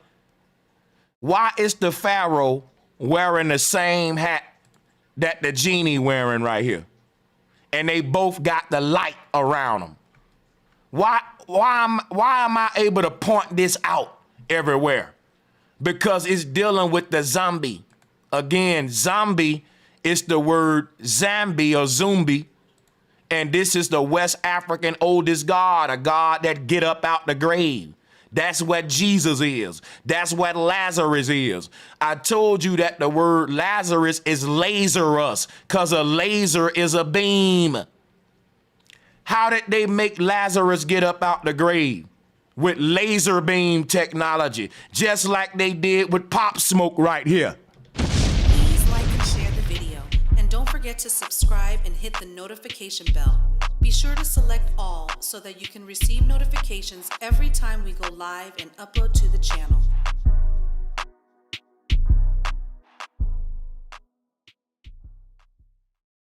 Everybody in the ancient world was trying to cheat death. That's all of the smartest people was together trying to cheat death. When you got these pictures of the fucking mummy wrapped up in all white with his hands like this, that's the same shit as Jesus on the fucking cross in a white robe with his hands like this. The religion was called zombieism. The God, that's what I'm calling it, zombieism, because the name of the God was called Zambi, and that became zombie. The Spanish people called him Sombre, and they wore a hat to worship him called a sombrero. Everybody was celebrating this new technology that these wise men created that allowed them to cheat death. And we just now bringing that technology back right now. Here is the white robe that Lazarus and Jesus wore. Here is the white robe that the mummy got on. Here is the white robe that everybody wearing, that the ghost is wearing when he get up out the grave. Casper got on a white robe. It's made out of light, man. Look at Pop Smoke.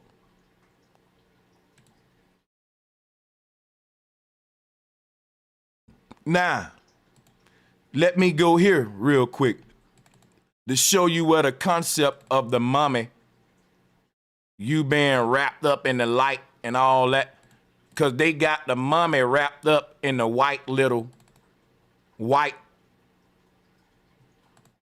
bandages. Wrapping up the man in the white bandages is the secrets of holiness. That's why all of these people got on a white robe when they resurrecting. Jesus, Lazarus, Pop Smoke, everybody wearing all white. And Jesus said that it can't get a stain on it. This is what we're dealing with. Look, this dude right here is a hologram. And look, don't he look like a mummy? You know how they wrap up the mummy in the white bandages? And he get up out the grave? That they lying to y'all. It wasn't no white bandages. The pharaohs was into the secrets of plasma and the studying of the ether. They knew how to wrap your ass up in an avatar. Now let me show you something. Boom, look at this shit. Here go the real mummy right here. What they trying to do with this technology, man, the human hologram. This is what it means to be wrapped up in the white robe and wrapped up like the mummy, wrapped up in the white bandages. This is how they wrap him up. It ain't no physical bandages. It's made out of light, bro. They don't want us to know that today because they reverse engineering that technology. They don't want you to know that this was the foundation of all the world religions. Look at the light source that's projecting that's projecting pop smoke onto that stage. It's showing you what our electromagnetic energy field is. Your fucking body is an electromagnetic projection, just like pop smoke. I was teaching this the other day. This is how they get the Pokemon ball. You're the Pokemon monster inside of the Pokemon ball. And when you ready to get released from the well, like Jonah, your light gonna fucking beam up out this bitch.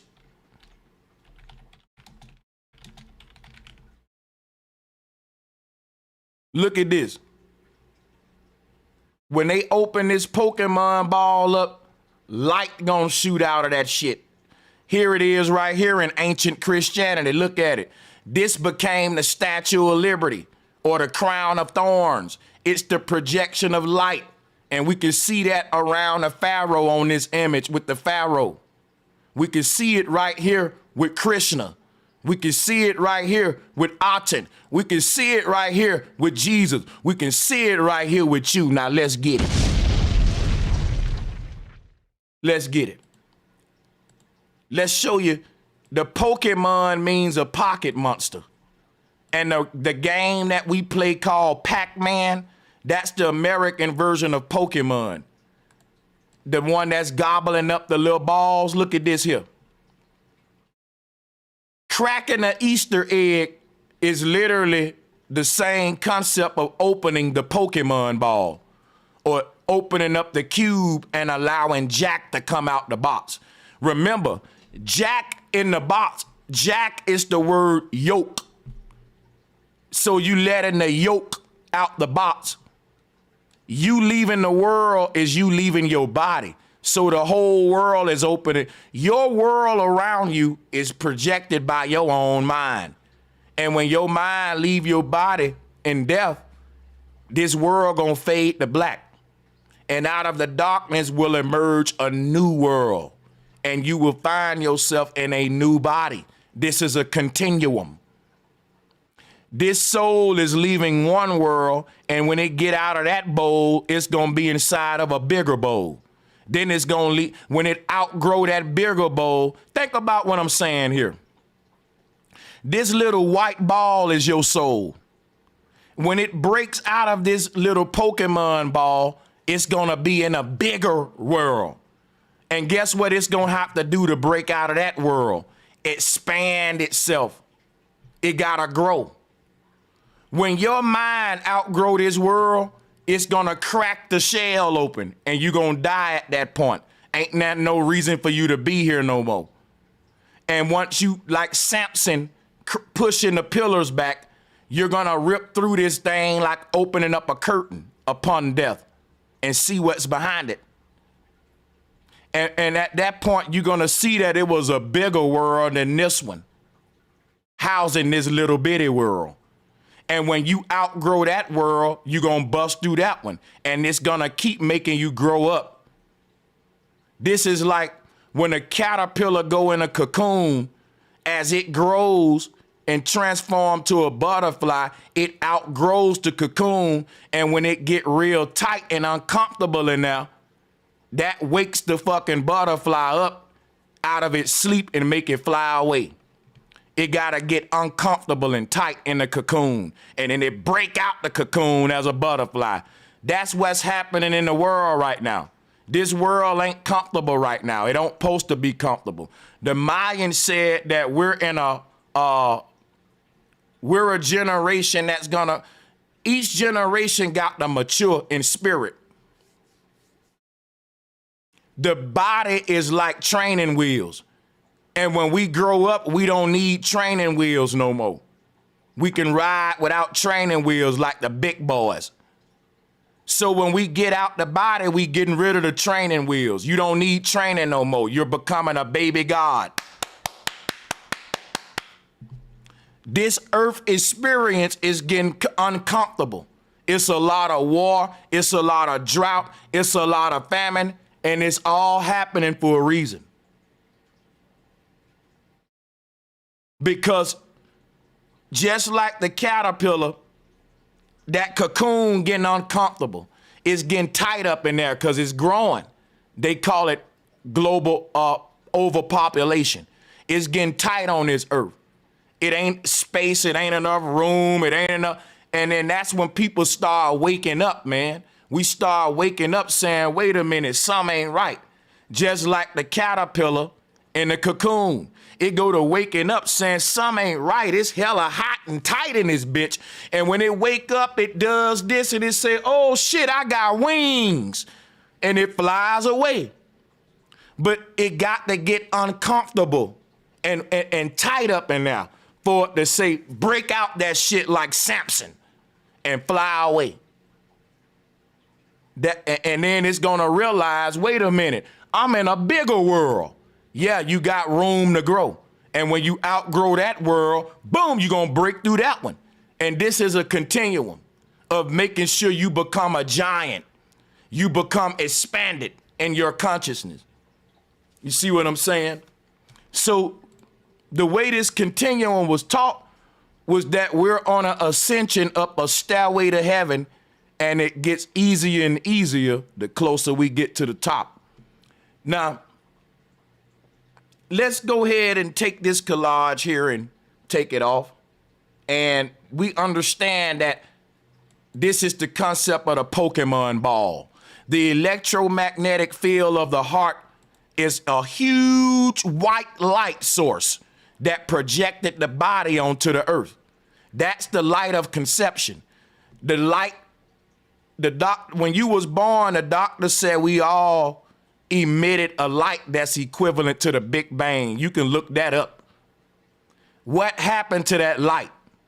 Nothing happened to it. It's inside of you, which is why you should let it shine, man. Let your light shine. Don't try to be nobody else.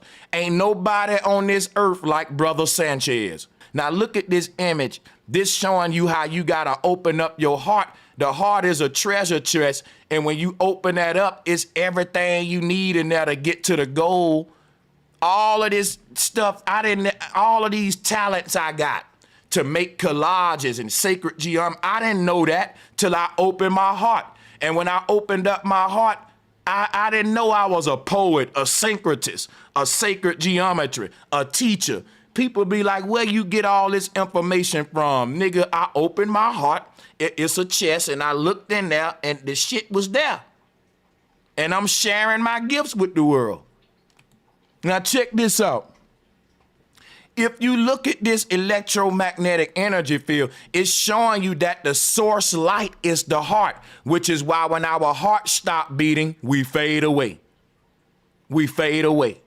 Now look at this brother. He got a big, bright white light in the middle of his chest. You see that? Now let's go back and look at Pop Smoke. Tell me I ain't a bad boy.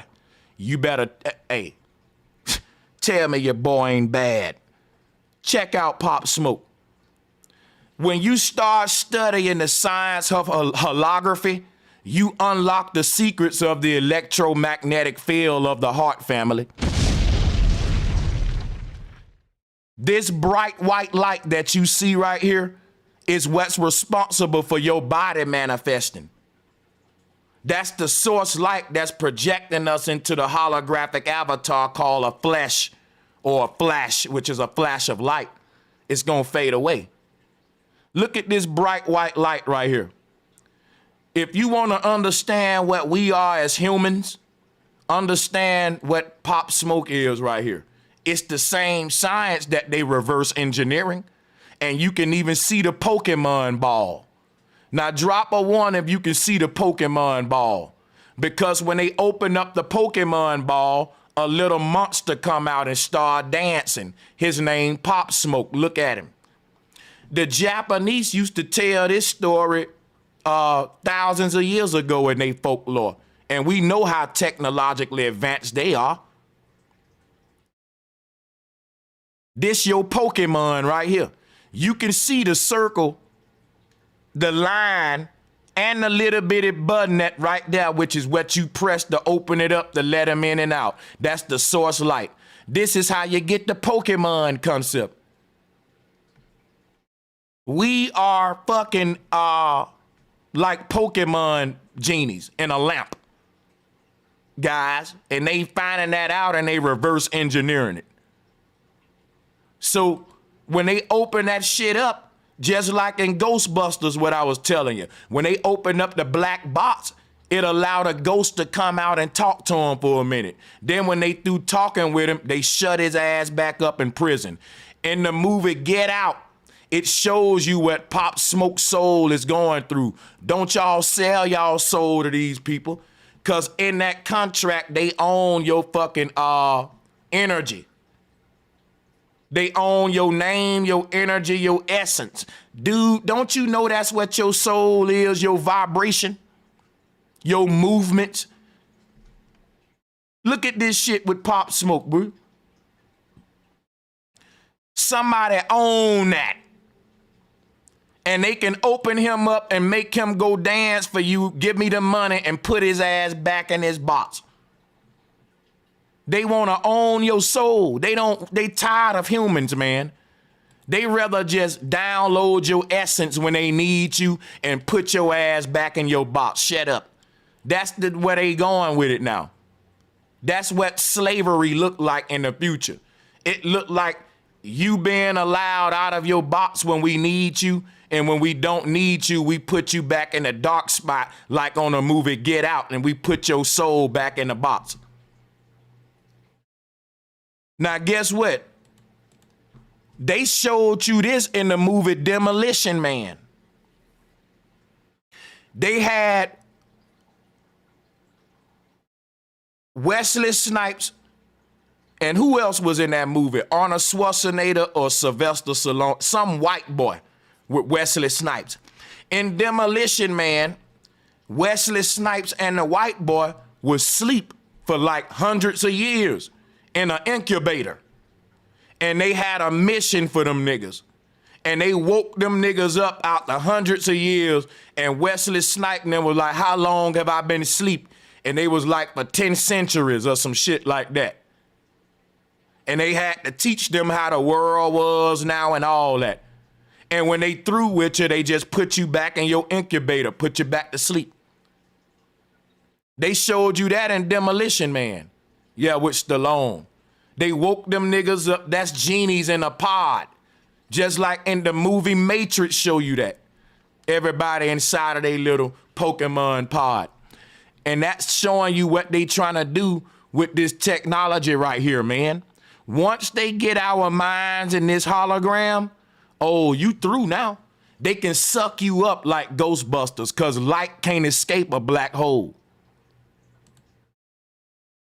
That's why we shouldn't be trying to cheat death with the technology they're using. That's damnation. That's what the Bible told you. That didn't the Bible say that the Antichrist was going to show up in the last days, giving people immortality, but it was going to condemn them?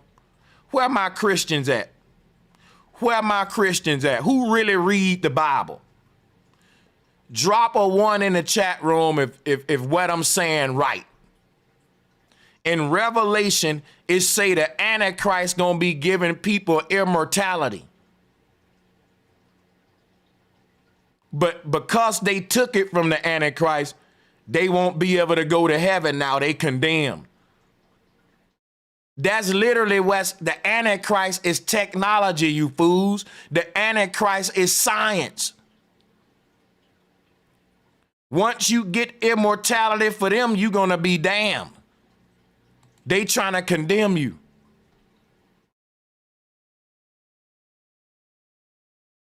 And so I'm going to tell you what I think.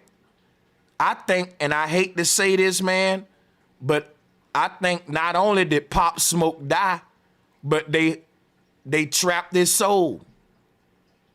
This happened to Michael Jackson. This happened to Tupac. All of the celebrities that became a hologram, I'm telling you, that's them people real soul, man. Now, folks gonna say, bro, Sanchez, you really reaching now. Bro, that's just my belief. I believe that Pop Smoke is trapped. His soul is trapped in a black spot like on Get Out. And that the only way he can interact with any other people is when they let him out to do his show. Now that's hell. They tell you that when these dudes die, who sign a deal with the devil, that they go to hell. But let me go to the whiteboard because I got to show you what the word hell really is.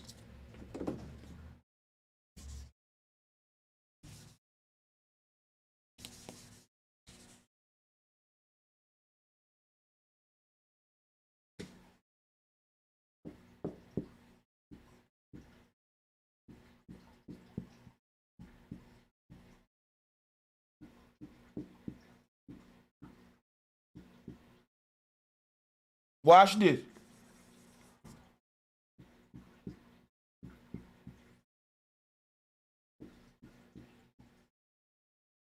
Now let me break this down to you.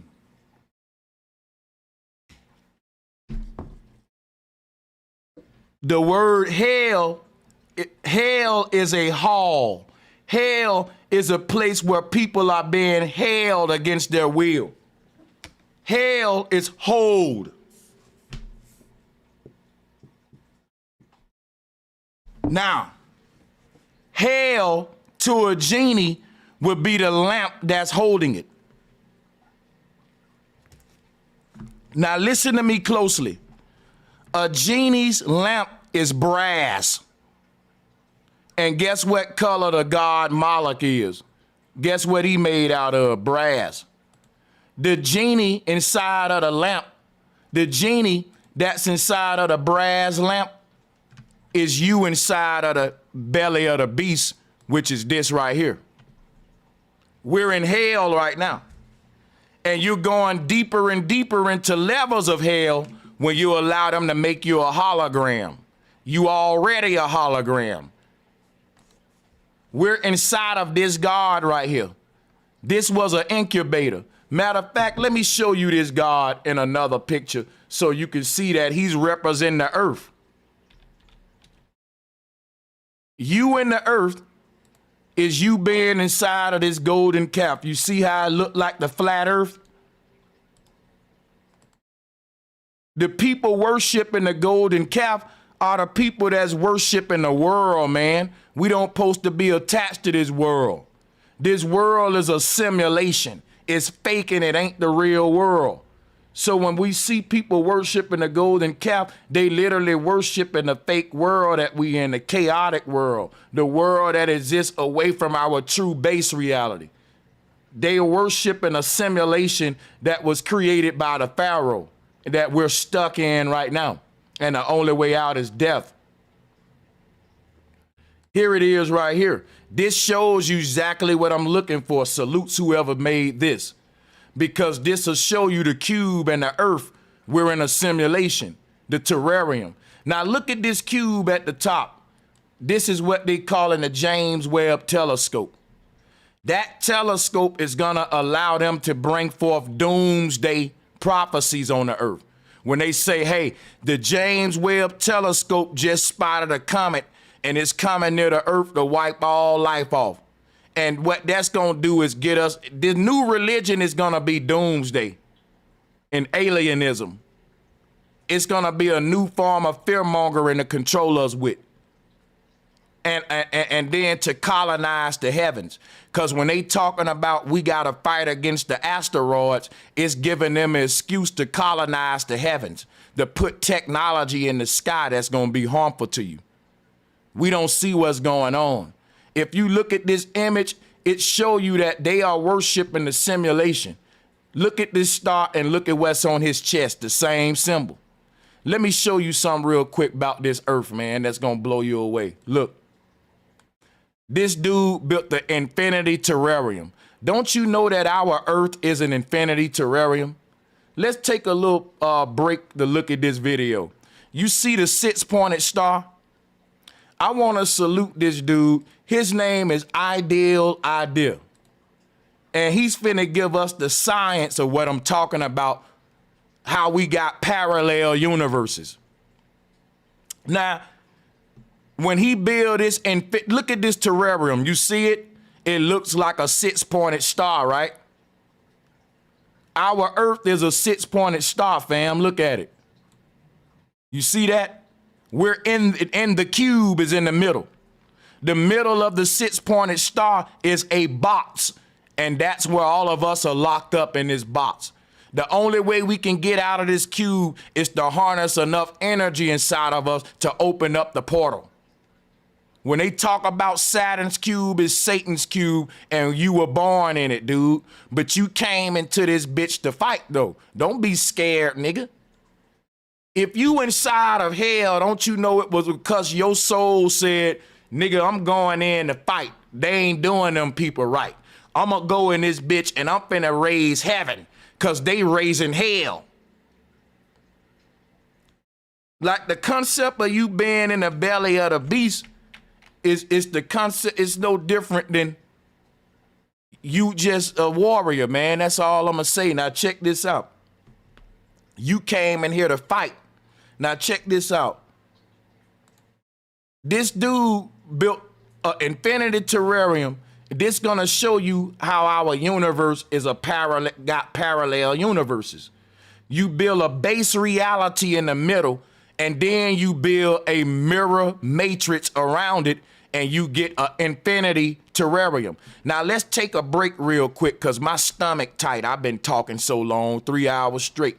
And I'm glad that I get to go ahead and take a break, but it ain't really a break. This is part of my presentation. If you go away when I play this video, you're gonna miss something very important. And I'm not gonna play it all. I'm gonna play like half of it so you can see the concept. Let's go.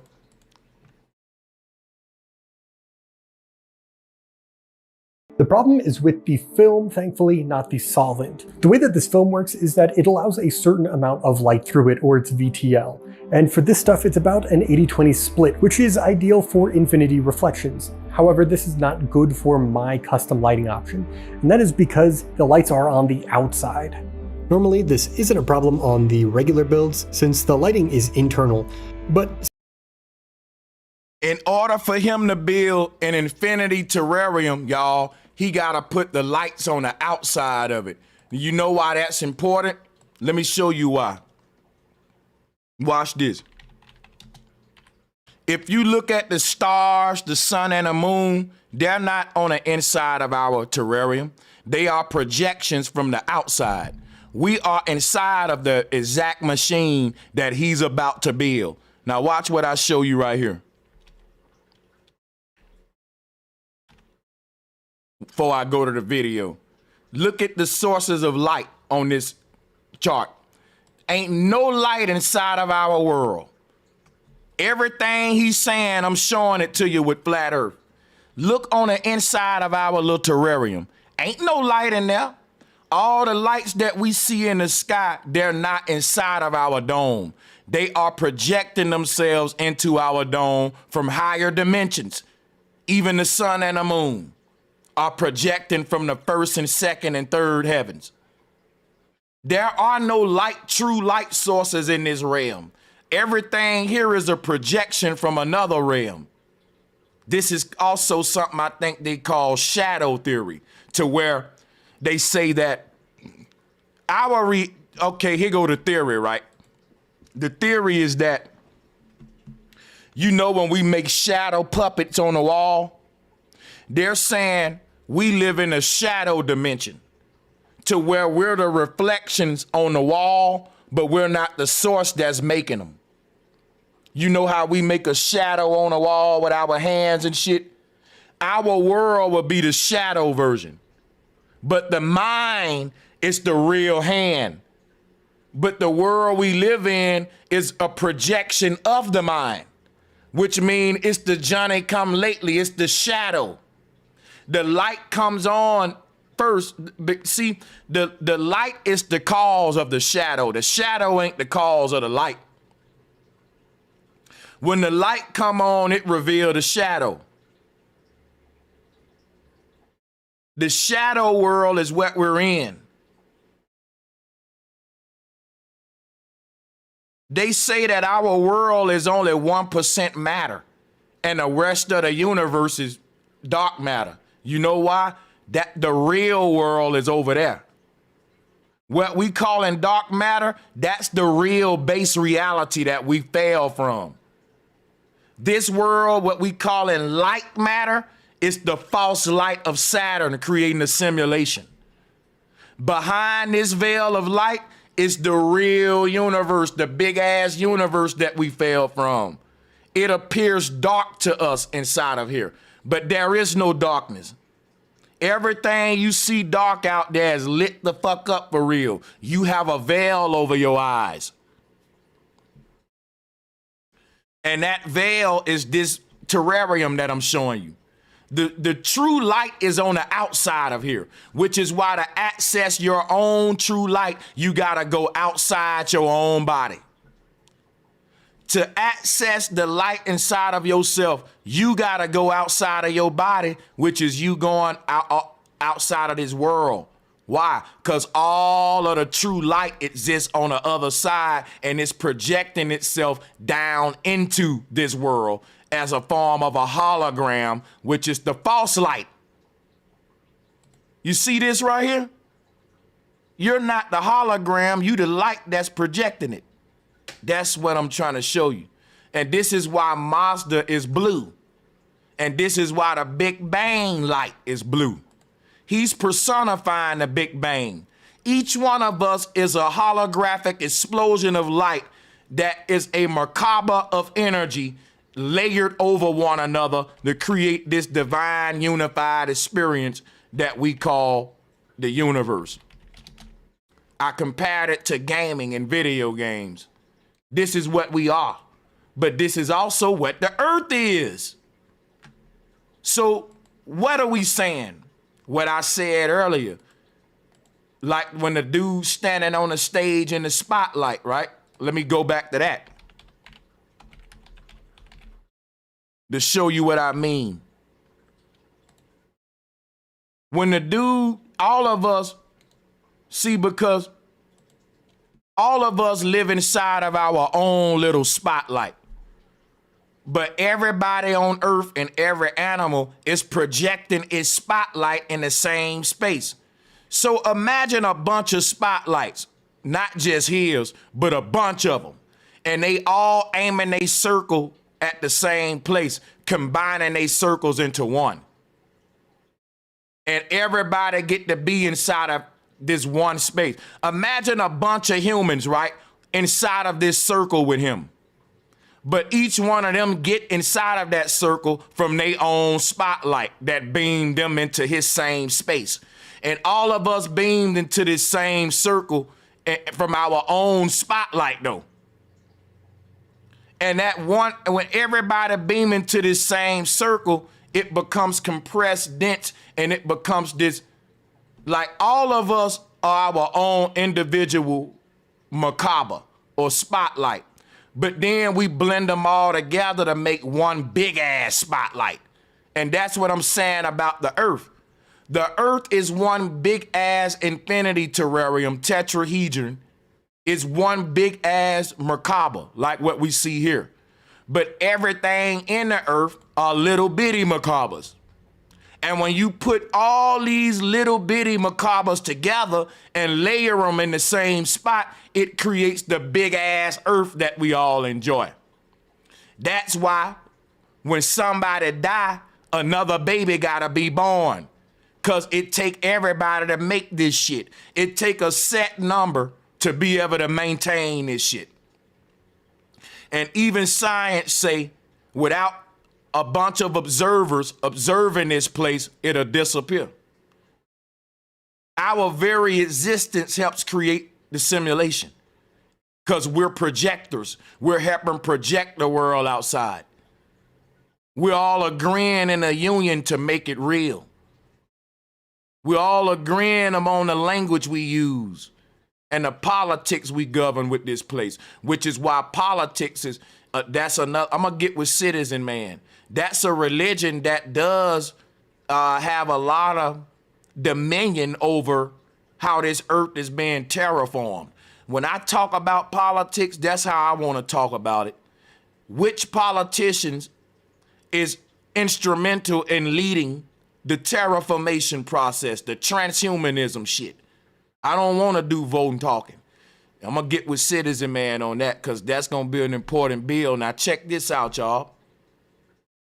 Let's play the video now because I'm talking too much. I think y'all get me. I'm being very thorough. Support the show, guys. Here we go. Since I have this wet environment, the lighting and wiring is all external, and the lighting will need to fight against the film, and it will reduce the effectiveness of the LED's ability to shine in and light up the environment enough. If you listen to everything he's saying, he's telling you the spiritual battle on our earth, man. We are inside of a terrarium, and we have been separated from the Most High God, right? We've been separated from God when we entered the simulation. And in order to reconnect with God, we got to battle that evil in this place. And when we battle that evil, it's gonna allow our light to shine brighter. And when our light shine brighter, it pierces through the ether. He's saying that the outside light gotta fight against the very technology to illuminate itself. That's fucking deep, man. Think about that. Think about that. Think about that.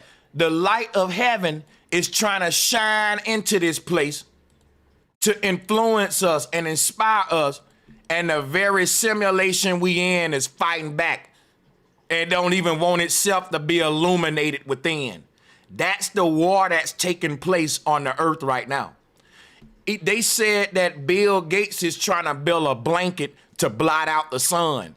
So that's letting you know whatever source light trying to come into this thing to wake us up, they battling against that shit. Just like, that's why I looked at this man experiment, because I'm subscribed to all of the nerd channels. I love tech, I can't lie.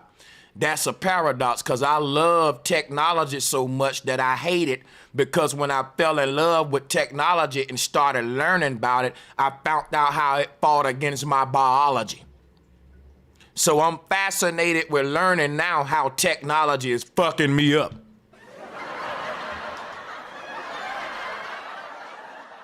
I'm still fascinated with technology, but now I'm just into, oh, how is that technology fucking my cells up? How is that 5G gonna mess up the air? At first, I was just into technology. I was just a tech guru, you know? This is cool, gadgets. But the more you learn, you still be into technology. It's just you learning how the technology is attacking you, how it's waging war on you. Let's play the video. So if I thought of this sooner, I could have thought of a more elegant solution to this, but I think now the best course of action is to just cut a corner off of all of these so that the maximum amount of light is able to come into this through the LEDs. For the assembly of all these panels, I have been using these 3D printed guides along the way to at least try and hold the panels fairly close to where they should be connected, since trying to eyeball 138.2 degrees would be a nightmare. But I've already made this a nightmare since I didn't design in any tolerance to this whatsoever, so everything has to come together perfectly. Whoops, that was a little bit of an oversight, but for the lid, this is the only unique panel on here, with just an inset hole cut out of it, with more 3D printed parts to attach to it, with an ergonomic grip on top, and then more pieces to hold the panel to the 3D printed parts. After putting... I want everybody to watch this thing to the end, because what he really finna show you is the secrets of our universe and the secrets of parallel universes. Now, what I got up here is the Hunapku. This shows you a bunch of parallel universes being born from one central universe in the middle. Let me see if I can find a better copy. because when we look at the Hunapku, they're basically showing you what he's making. The six-pointed star macabre, that's what this is. The spiral at the middle is because that's the base reality. This Hunapku is the Tibetan wheel, and it's the Mayan calendar and all that. What this Tibetan wheel is showing us, all right, let's pull up one we can see good. It's showing us a bunch of parallel universes expanding from a central universe. And all of these parallel universes are triangles that are expanding from the center universe right here, the base reality. And when you look at this wheel and we go back to his infinity terrarium, you're gonna see when he finish it at the end, and when I compare it to the wheel of life, you're gonna tie them together. You're gonna see how the parallel universes are created from the base reality. Now let's get it. The final piece of the lid on, this thing is really starting to take shape. I can now start soldering all of the connections needed for the lighting on this, which will take a very long time. But while the sucker behind me works on that, I wanted to touch very briefly on the actual lighting itself. Now, these are not specifically grow lights for plants, but I've read some articles in the past that makes it look like this will work for what I need on this project.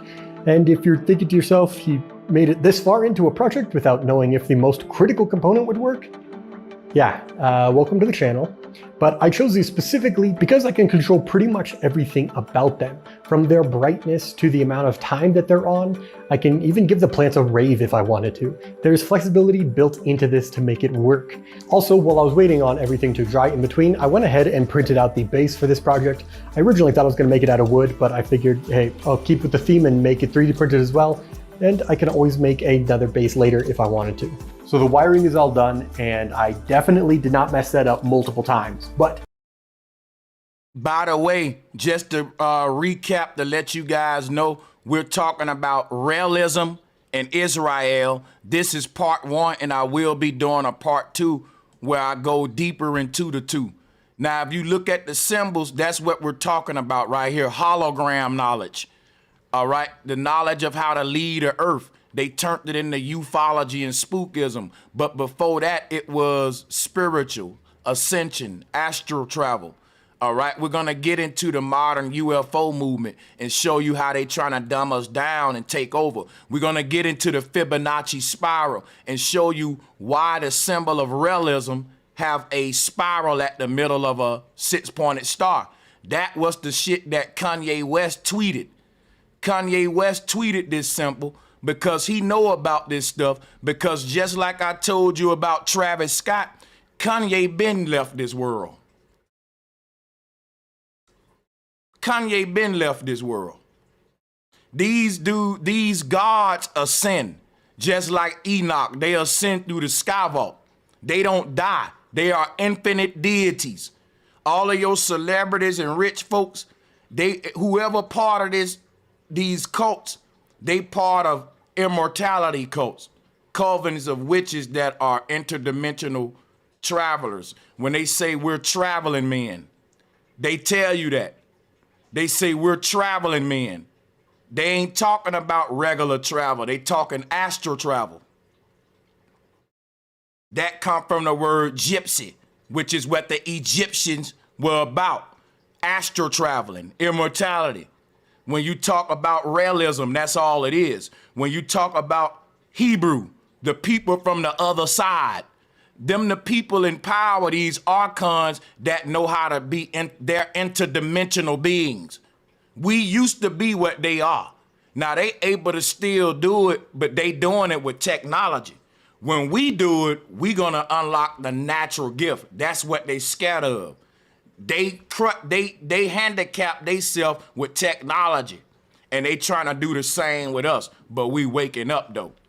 But when you understand why Kanye West put that up there, what's the significance of a spiral in the middle of a six-pointed star? I just taught it to you, man. It's the Kundalini serpent in the middle of your fucking macabre. You feeling me? You feeling me? Check this out. Let's pull up that human macabre again. When you look at Christian artwork like this, They just showing you your fucking light body, your aura, your macabre. You get what I'm saying, bro? Let's pull it up again. And then we're gonna go back to the video. This is your tetrahedron. You see the symbol for it? That's what you see around Jesus. Look at it. It's the Mercabian knowledge. And it's time that you get into it. Because you got a soul, man. And there are parallel universes expanding from that soul. And that's why we got this image of all the parallel universes going back to the source light. That's what I'm trying to share with you, man. I've been teaching this the past couple days. Now let's go ahead deep with it some more. Let's show you something else. All right, so all right, again, the question was, what's the significance of this 6-pointed star with the spiral in the middle? What's the significance of that? All right, let's go back to the macabre, man. This is the significance. The 6-pointed star is that X on your chest right there. Let's show you. What's the significance of having a spiral in the middle of a 6-pointed star? You, man. You the spiral in the middle of the 6-pointed star. Why are you the spiral? Because when your light get trapped in the tetrahedron, it recycles through the center pole. And the recycling of your light inside of this tetrahedron is what's manifesting your fucking body, bro. It's what's manifesting your body. Look at how it look. This what they showing you here. The spiral that's in the middle of the 6-pointed star is the chakra system, the kundalini. Because the energy recycles itself around the body and inside the body. This creates a code called as within, so without. Because it's recycling on the inside, it's recycling on the outside. That's what this star represents. It's one connected symbol. You know why? That's what the Taurus field is. Let me show it to you. This is just another way of them showing you this electromagnetic field. That's why they colored it blue. Why they using the color blue in a lot of this art? All of these guys got the blue face like the rapper. Check that out now. This field can be seen right here. The swastika in the middle is man. It represents the human being, which is a vortex of energy. You see it right here. That vortex is what's allowing you to be in manifestation right now. And it's being created by the heart. And when the heart starts beating, this vortex gonna fade away, and so will the human body. But guess what's gonna still be standing there? That big bright white ball of light that you see. That big bright ball of white, that light that you see gonna be there when everything else fade away. That source light is the eternal part of us. Now let's look at Pop Smoke. The light that's projecting his hologram is what we're calling the electromagnetic source light, just like in the image I just showed you right here. You see the white ball on the chest? Now let's look at Jesus. Wow, man, tell me I ain't good. Look at Jesus. Look at Jesus, y'all. Looking like Pop Smoke around this bitch. Come on. I told y'all niggas they ain't doing nothing new. Look at the white ball of light on Pop Smoke chest. Now let's look at your boy. These niggas ain't deep like me, man. Niggas get on my level. You niggas talking about where your sources at, regurgitating shit that other niggas saying. You niggas are not on my level, bro. You can't do this with sources. The way that you can uncover the shit that I'm uncovering is with your mind, nigga, not with no goddamn source. Open your mind, nigga, and until you do that, you ain't gonna do nothing but read me a bunch of shit that somebody else said. And when I show you something that my mind uncovered, you gonna say, what a source to that? I'm like, nigga, my mind. Use your motherfucking mind, and you won't need sources, nigga. like and share the video, and don't forget to subscribe. When you use your mind, you'll become the source. When you use your mind, you won't need a source. You will decipher the motherfucking sources. You will decode the Bible, decode the Quran. You will break the mythology down and show the science behind it. But if you just relied on the Bible as a source, you wouldn't be able to do none of this. Y'all niggas use sources, and I beat up on sources. Think about this. I want y'all to know that a lot of niggas made a career off of referencing white men's sources. And I made my career off of beating up on the white man's sources, showing you the truth behind them and how he ain't nothing but a thief and a plagiarist. These niggas are not on my level, B. Straight the fuck up and down, straight like that, nigga. Please like and share the video, and don't forget to subscribe and hit the notification bell.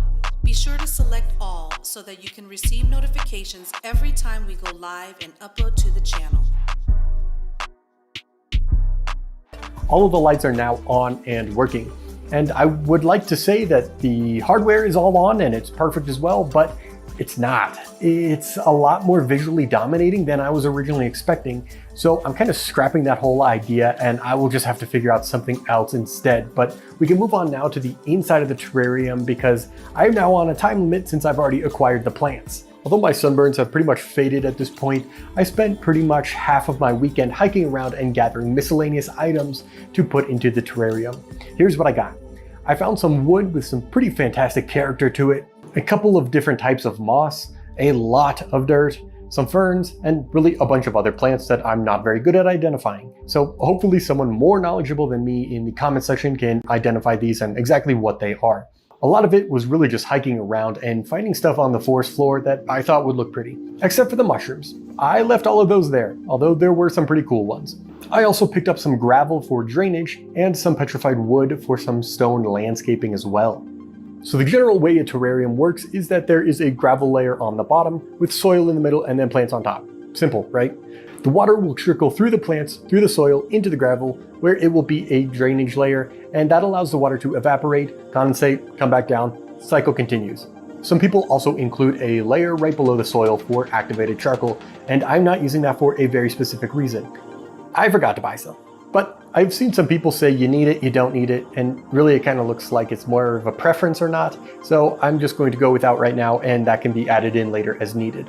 Adding everything into the terrarium is a little tricky, but filming this part is even more tricky, since this works best when there is a light shining inside, and I don't really have that set up yet since I didn't like the hardware. So I have to film through one of the holes that's clear, but you can already see the kind of infinite kaleidoscope effect that this is having. Now after adding the first... Now, check that out. Now, he's building a base reality at the center, but we don't live at the center reality. Imagine people living in this base reality right here in the terrarium, and they built technology to project themselves to the parallel universes around it. That's where we at with it. That's what I'm saying. Everybody trying to get back to the base reality of what we call the real world right here. In this world, deja vu don't happen. The reason deja vu happened in this particular universe is because we're in a yesterday universe. In the base reality, tomorrow already happened, man. Next year already happened. You're in a lagged universe. This universe is behind. We get glimpses of the future parallel universes with deja vu. Every now and then you find yourself in a deja vu moment where scientists are even saying, we remember the future like we remember the past, and that explains why the ancestors said the past and the future are happening at the same time. It's a version of you that's already 10 years in the future in a parallel universe. Sometimes you project yourself into those parallel universes. When you come back to this universe, when time passes and that universe and that point in time catch up with this universe, you say, man, I'm having deja vu, because you was already in the future. But when you got back here, you forgot that you went to the future because it ain't happened here yet. But when it happened, you remember, oh shit, I was here in the future, I'm having deja vu. So there are parallel universes all around us, y'all, created by time points and stamps. And that's what I'm showing you with this experiment, how those parallel universes are projecting themselves around a base reality. Let's get it. First layer of gravel, I added in a sheet of tinfoil with holes cut into it just to keep the soil separate from the gravel. By the way, if you put me in a room with Neil deGrasse Tyson, I'll make him look like an ignorant imbecile. Yeah, let me stroke my ego for a minute. Y'all see how deep I am? Y'all see how smart I am? Y'all see how I'm talking like this without reading nothing? It's just coming out of me because I really studied this shit and been doing it since I was young. A lot of niggas gotta pull up sources because it ain't in them. I freestyle this shit. If you put me in a room with Neil deGrasse Tyson, I will make him look stupid as fuck sitting up there talking about diamond planets and gas nebulas when your boy up in there talking about parallel universes and holography, Mercabian motions. I'm up in this bitch talking about the Fibonacci and goddammit how light projects from source light. I'm going in this bitch representing the knowledge of the Maya, which is way over that nigga's head. Nigga, I will mop the floor with Neil deGrasse Tyson sellout ass. Him and the little Chinese dude. And Bill Nye funny looking cartoon, colorful tie, clown suit wearing ass.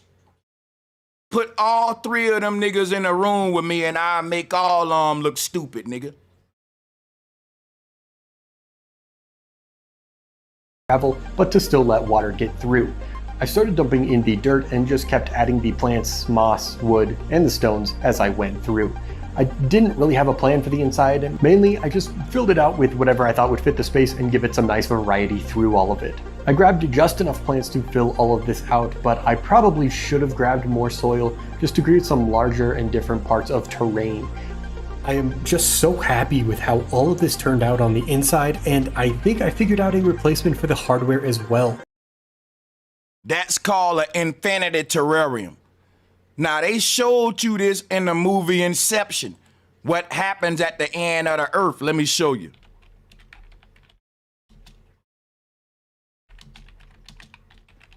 When they was trying to project up out of that world,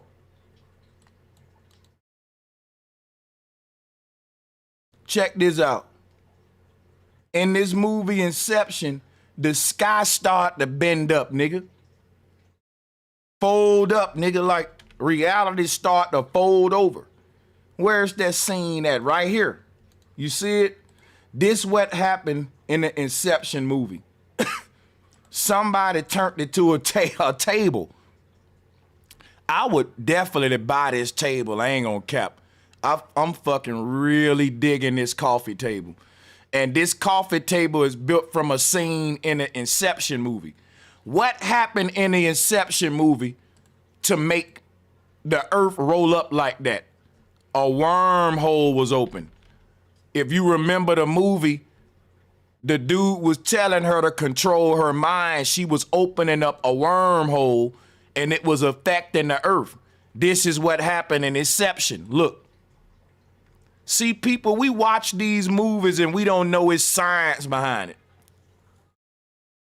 When you look at this thing on part of Inception, the wormhole is created by the bending of our holographic universe at the ends of it. And what that means is when we get to the end of our universe, the universe that we see reflected on the ground down here gonna be reflected all around us on the side of the wall, upside down, just like we see in this terrarium right here. The base universe is right here. And then you got a upside down one, what they call in Stranger Things, the upside down. Them all are the projected universes, because when they projected outward from Eden, they can only be projected like in a mirror mirror matrix to where it's polar opposite. So them gonna be upside down. They always gonna be upside down. And in those universes, guess what? Everything is backwards as hell. Evil is ruling. But in the base reality, everything is right side up and it's heavenly, it's Eden. We're back in heaven, it's balance. But when you leave Eden, it's chaos because you in the upside downs now and shit is backwards there. But when you look at this matrix being projected from the base reality, here again, this is the Hunapku. This is what the ancestors were saying we live in. One of these terrariums. And it's projecting all of these parallel universes from the central one. Just like this right here.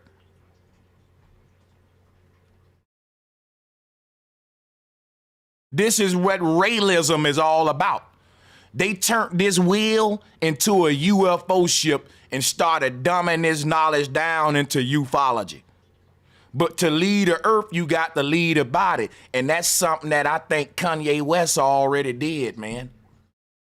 Travis Scott did it. A lot of these celebrities and connected folks, they been left the earth. They on the other side waiting on us, just like Travis Scott told them people.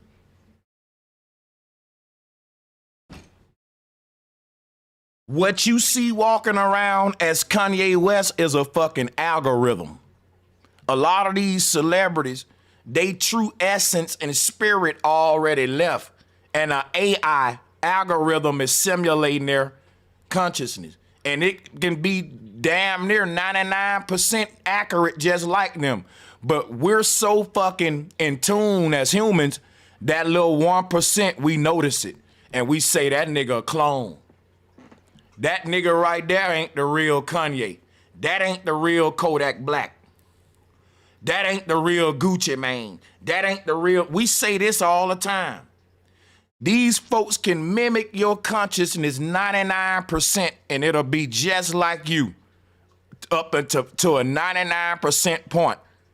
But the human, listen, the human mind is so powerful that 1% will be detected like that if you just a little bit woke. Cause we can detect spiritual energy.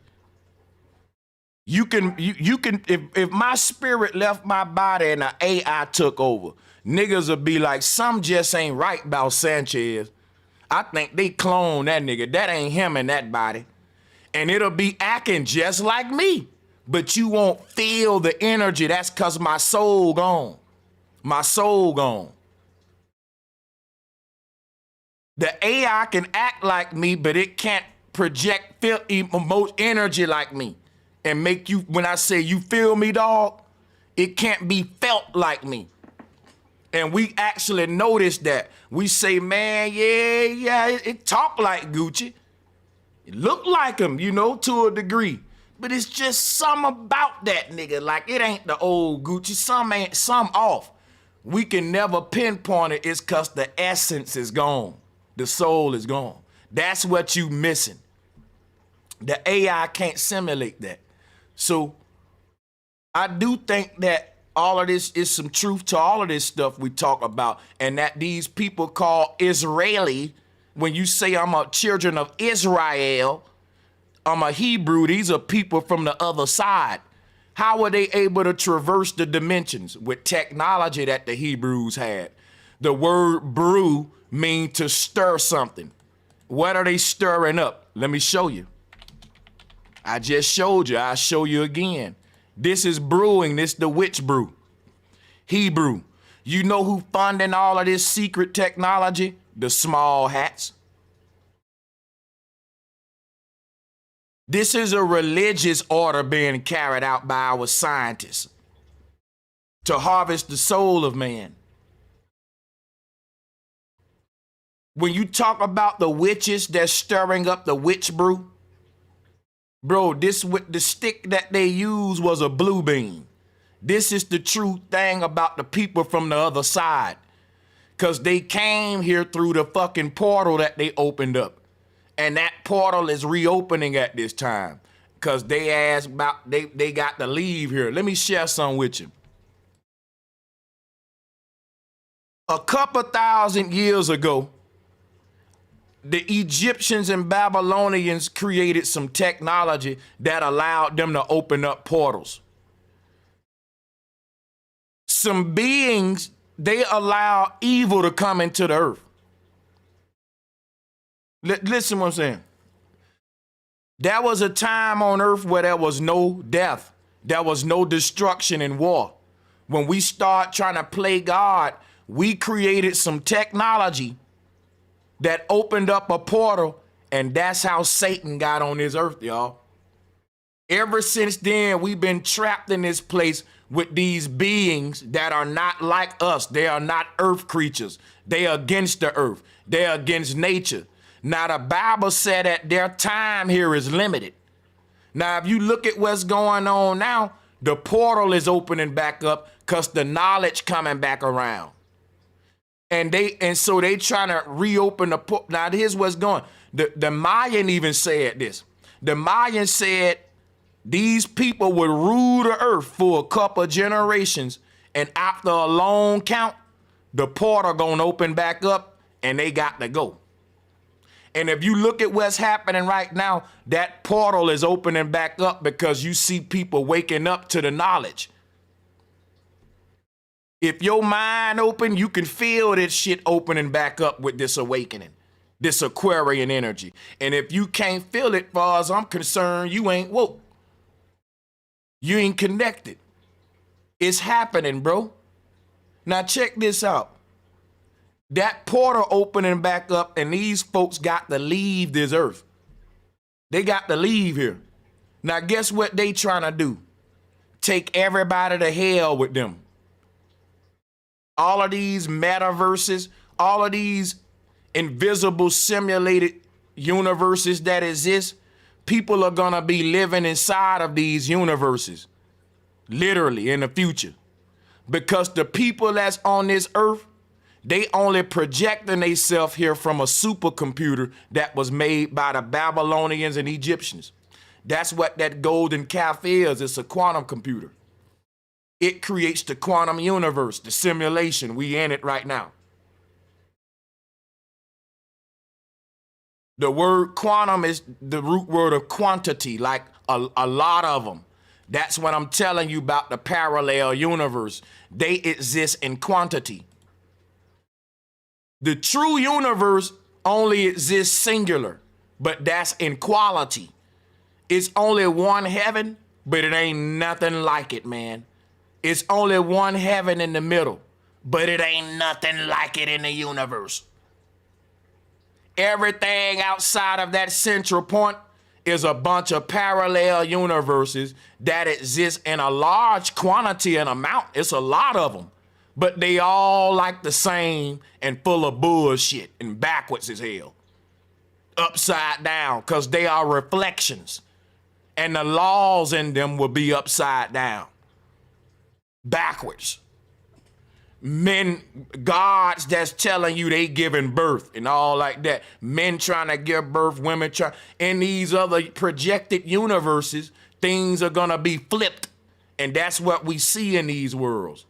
People are hating, not loving, going to war, and men trying to be women, women trying to be, it's flipped. We say, man, this world backwards as hell. Yes, dude, you're telling the truth. I wish you can see what you're saying on a macro level. You're literally in a backwards world, dude. Like, you're literally in a upside down backwards world. And we got to get back right side up and be upright, going back to Eden here in the middle. Let's play this thing, because when he showed the different angles of it, you're going to see what the ancestors was telling us about this Hunapku wheel. This 6 point, this Merkaba that we in, that's projecting these parallel universes from this central seed one there, right there in the middle. Now let's play the video and you'll see how what they're teaching us there. Let's go ahead. I'm switching over to a polyester cord instead, and I can just add a double cinch knot to either side to give the adjustment needed, while still remaining very discreet and not visually dominating on the outside, and I'm just so much more happy with this look. And with the finishing touches on this thing, getting the edge guards on, applying the felt cushioning to all of these support legs, we're calling this thing done. But because of the nature of this build, it looks good during the day, but at nighttime, that's where this thing really shines.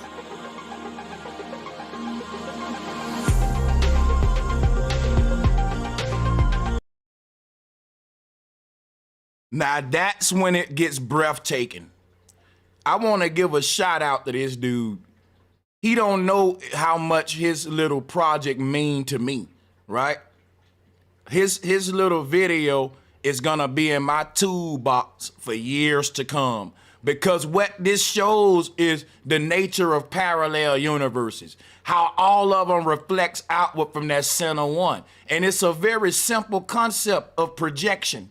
A mirror matrix is what it's called. And we can see that this wheel is very old, y'all. And we see pre-dynastic people here in Tibet saying the same thing. We're in a 6-pointed star, a Merkaba terrarium, and we left Eden. We got kicked out of Eden. You know why? Let me show you what happened, right? If you look at his experiment, Eden is the real reality right here. What we learned in Eden was the knowledge of the serpent. What did the serpent teach us? Because the serpent was wrapped around a pole, right?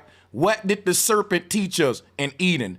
And before I answer that, I want you to pay attention to the color of light in his terrarium. You see what this dude found out was that the best color light to use is a clear bluish light, and that's the blue beam technology. Look at the color light. Think of the Big Bang, man. Think of a camera flash. Why did this dude in his experiment choose that color light?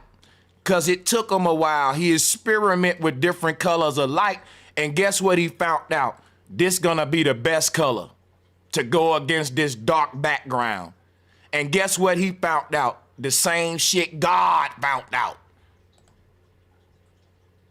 I don't even know if he was trying to do that. He was just experimenting. He was saying, look, I tried different color lights, but this little bluish little kind of light, blue light, it works the best in my experiment. God been found that out, dude. When a dude invented the camera with the camera flash, he knew that a red flash wouldn't be good. When you say cheese, the camera flash is a blue, clear flash like we see here, like the sky, like the ocean, like he used here. Now watch this, right?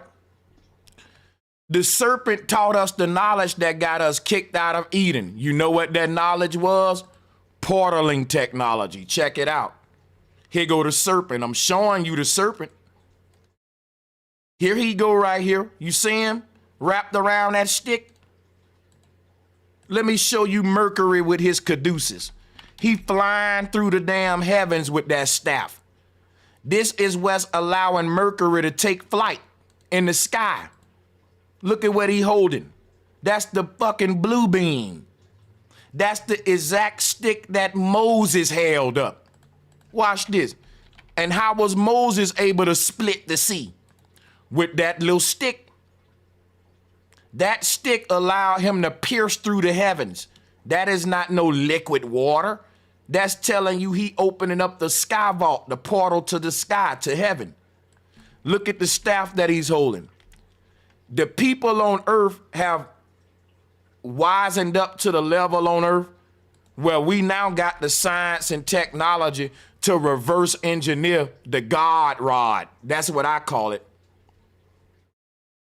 This is the God rod, man, or the staff of Asclepius.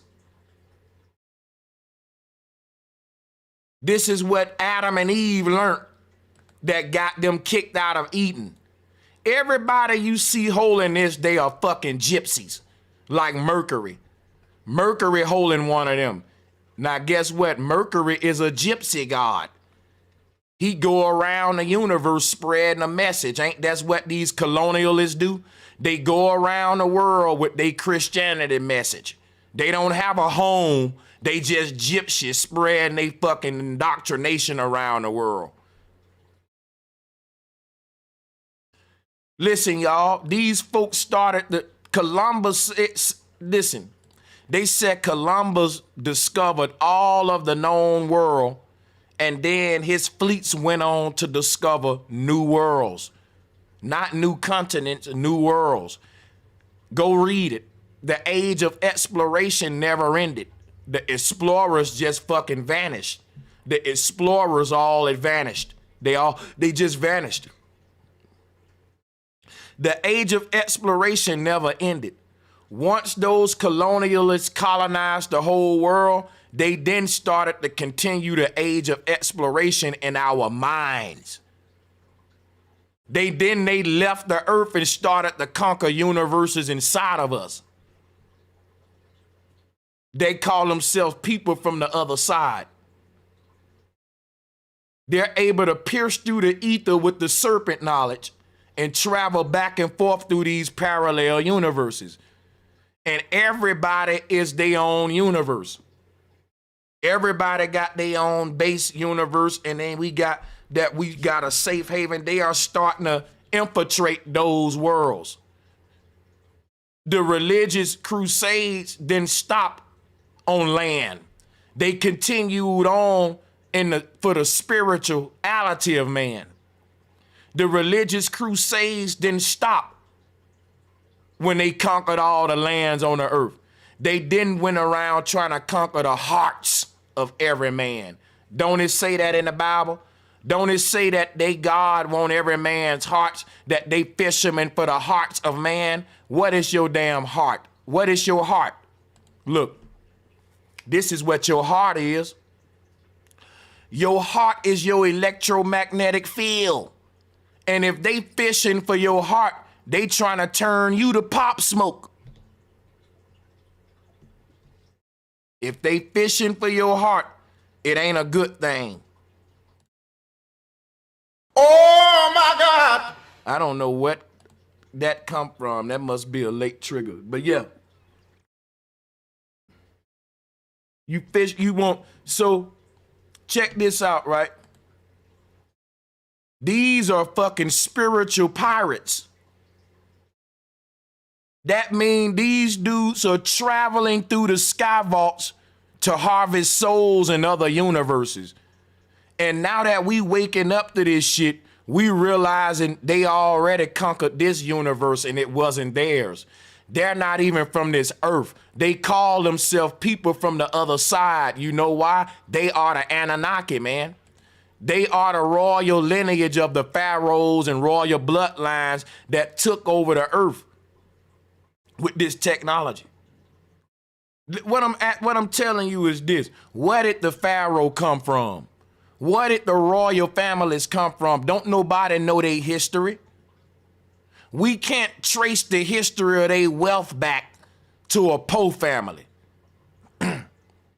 It's like they just dropped out the sky ruling the world. If you go back to the first pharaoh Narmer, can any Kemetic priest or Egyptologist give me the history of Narmer's family? Nope. You know why they can't, y'all? Here go the funny part. They don't even know the nigga's last name.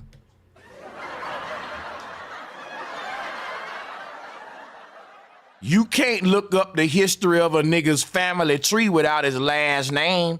And that's because the people who forged their way into history don't want to leave no traces back to the thieves and the liars. So they give you names like Plato, Aristotle, Jesus, Moses. I'm like, okay, what's his last name? We want to find his family today because we got a bloodline issue going on Earth and an inheritance issue going on. Quit giving us pseudonyms. That's to hide the real author's identity. But you don't see that history was gave to you in pseudo form. We learned by Plato that such as, and you ask a nigga, what's Plato's last name? His last name, I never thought about his last, but that don't matter, man. Shit, you know.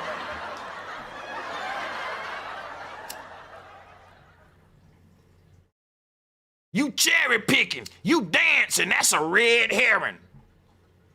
That's a golden pompano. That's a silver barracuda. And they gonna come with all the fishes and shit. Now come on, y'all. Let's get it. This is what realism is. Israelite is the real light. It's real light. The real light is the source light that I keep telling you about. The Rael is the gods Ra and El that represent the source light. You see? Right here. Even in the Hindu version, I can show you the Hindu version right here. And then we can go back to Egypt with it right here. Man, y'all ain't on my level, dudes. I'ma show you, and let me drop my nuts a little bit too. Here's why you niggas ain't on my level. You see this right here, this BROSANCHEZTV? I built this. So if you know that you've been on YouTube longer than me, and my channel is lit and popping off way more than yours, it's cause the people waking up and you ain't in tune with the people. I'm in tune with them. People tired of hearing the same shit about the Bible, the Quran, the science, the physics, and all that. Like, we ain't dumb. We learned all that, and we don't need no niggas to reteach it to us. What we haven't done is challenged all of that shit we've been given. And people looking for the man that's gonna challenge the status quo.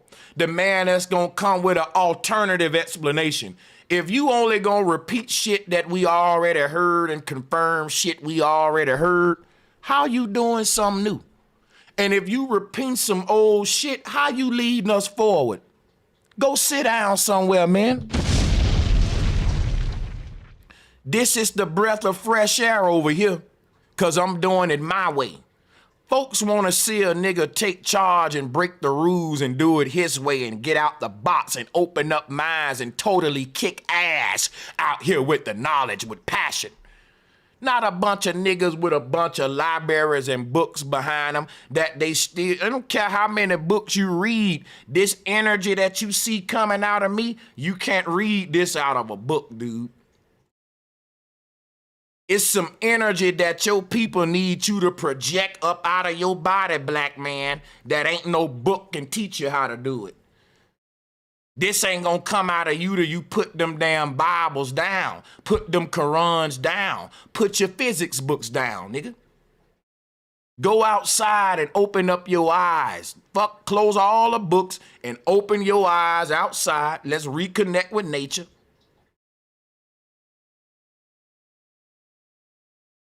When books came onto the earth, they gave them the niggas and indoctrinated them with Bibles. The first time that we see papyrus come onto the earth, the first two things that was created when they invented paper was money and Bibles. Now what run the world today? Economics and religion, nigga.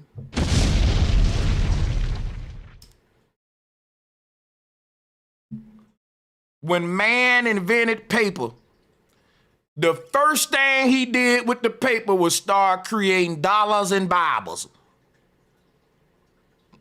That says a lot about man's intent at the time. And when we look at Egypt, right?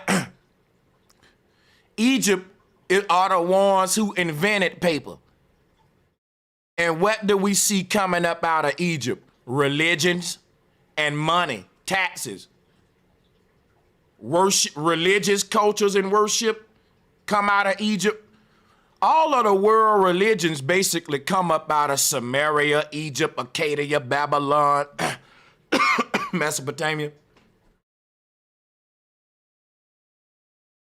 Ain't nowhere on the earth where paper didn't exist that you had these systems. Think about that, dude. See, what I mean is that in the jungle, ain't no paper in that jungle. Them tribes in the jungle that's isolated from the world, they don't even got paper. But guess what? Because they ain't got paper, they don't got Bibles. They don't got scriptures. They don't got money ruling over them. Everywhere in the world where paper exists, pollution exists, religion exists, and money exists governing those polluted systems, just like in Babylon. Follow the paper trail and you will follow to where the pollution happening at. Right now, that the #1 problem in the world is a trash problem, a pollution problem. And guess who creating that problem? Everywhere paper exists, plastic exists. And we say the people in the jungle ain't got a technology like us, and they ain't got the problems we got neither. I already went over that in previous streams. I ain't gonna be redundant. Let's get back and make sure that I'm tackling everything here. Because what we can do, because all of these religions about waking up the dead, all of these religions is a promising people is life after death, and you're gonna cheat death.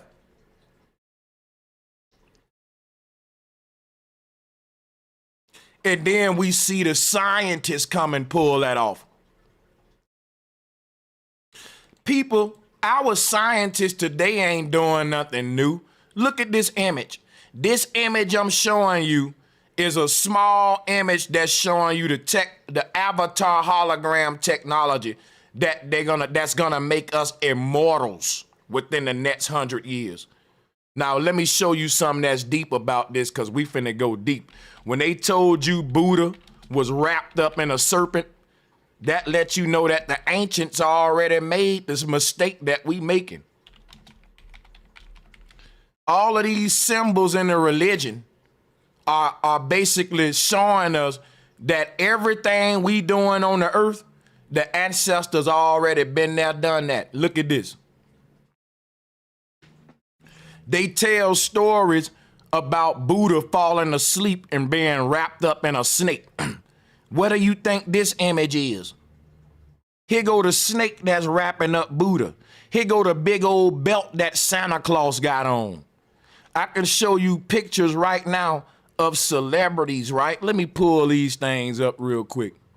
I can show you celebrities right now that are showing you this hologram technology, but they can't say it with words, because you know they celebrities and shit, but they speaking in code. I'm gonna show it to you right now. Hold on.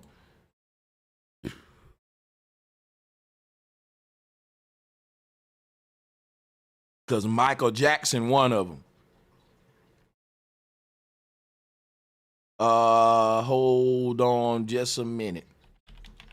I'm gonna try to search my computer for this real quick. Yeah, here you go. Look, watch this. In this image right here, when you see them with that X on their chest like that, bro, that's symbolic. You know how the Pharaoh got the X on his chest, the Pharaoh tomb. Look. Michael Jackson was telling us a lot of shit in his artwork. You see how the Pharaoh got that X on his chest? That X right there? That's why we call it Xmas or cross or X. It's the same thing. But that X on the chest is what we see here. But on the right, that's the Dogon version of it. But that X on the chest is going back to this whole concept right here. The X-Men, Xmas, right here. I'm about to show y'all something, man, because they ain't gonna teach y'all this shit. Folks' eyes ain't open. It's like only some folks tapped into what's happening here. Now, let me show you something.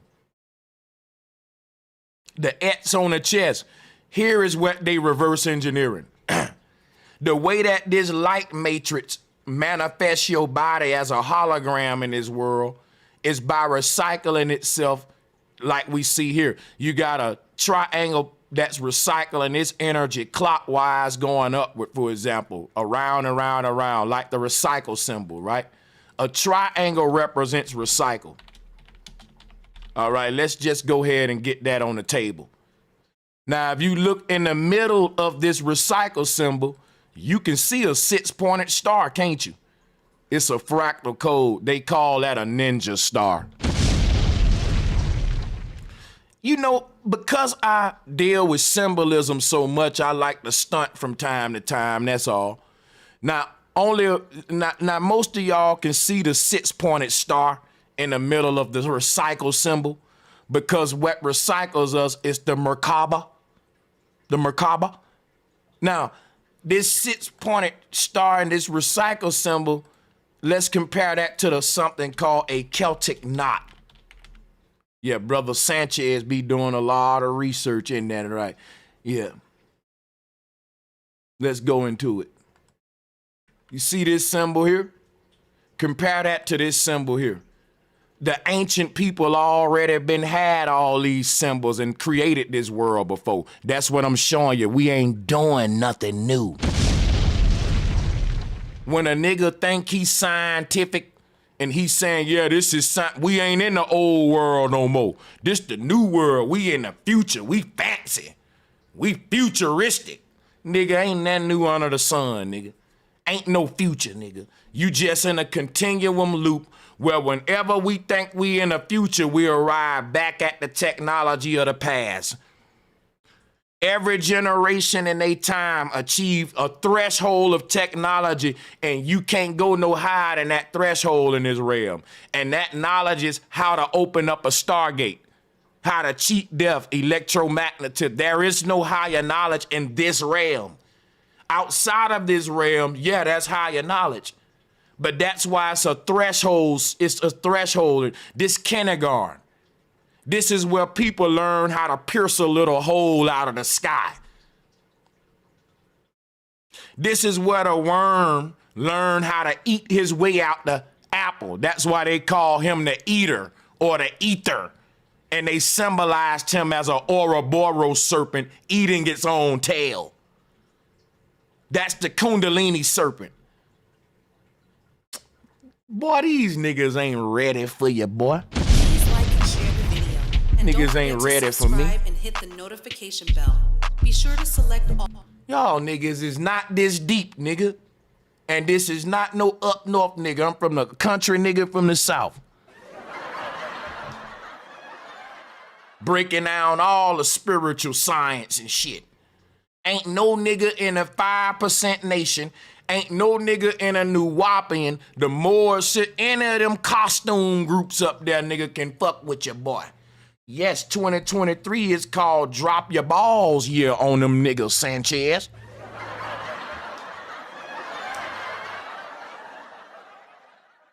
I'm tired of being merciful with you niggas with what I know. You can't fuck with me, and I'm gonna do it, and I'm gonna do it this year. That's why my channel killing you niggas can't grow on your own. You know why you niggas can't grow on your own? Cause you ain't letting your light shine, nigga. Once you let your light shine, nigga, and quit letting your sources shine, then you can fucking grow.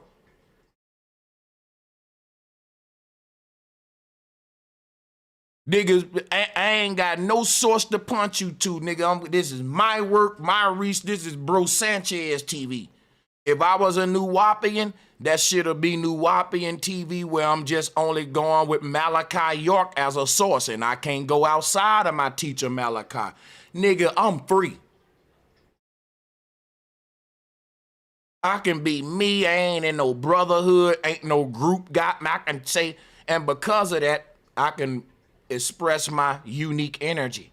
Everybody can't do that. Some folks got jobs, affiliations.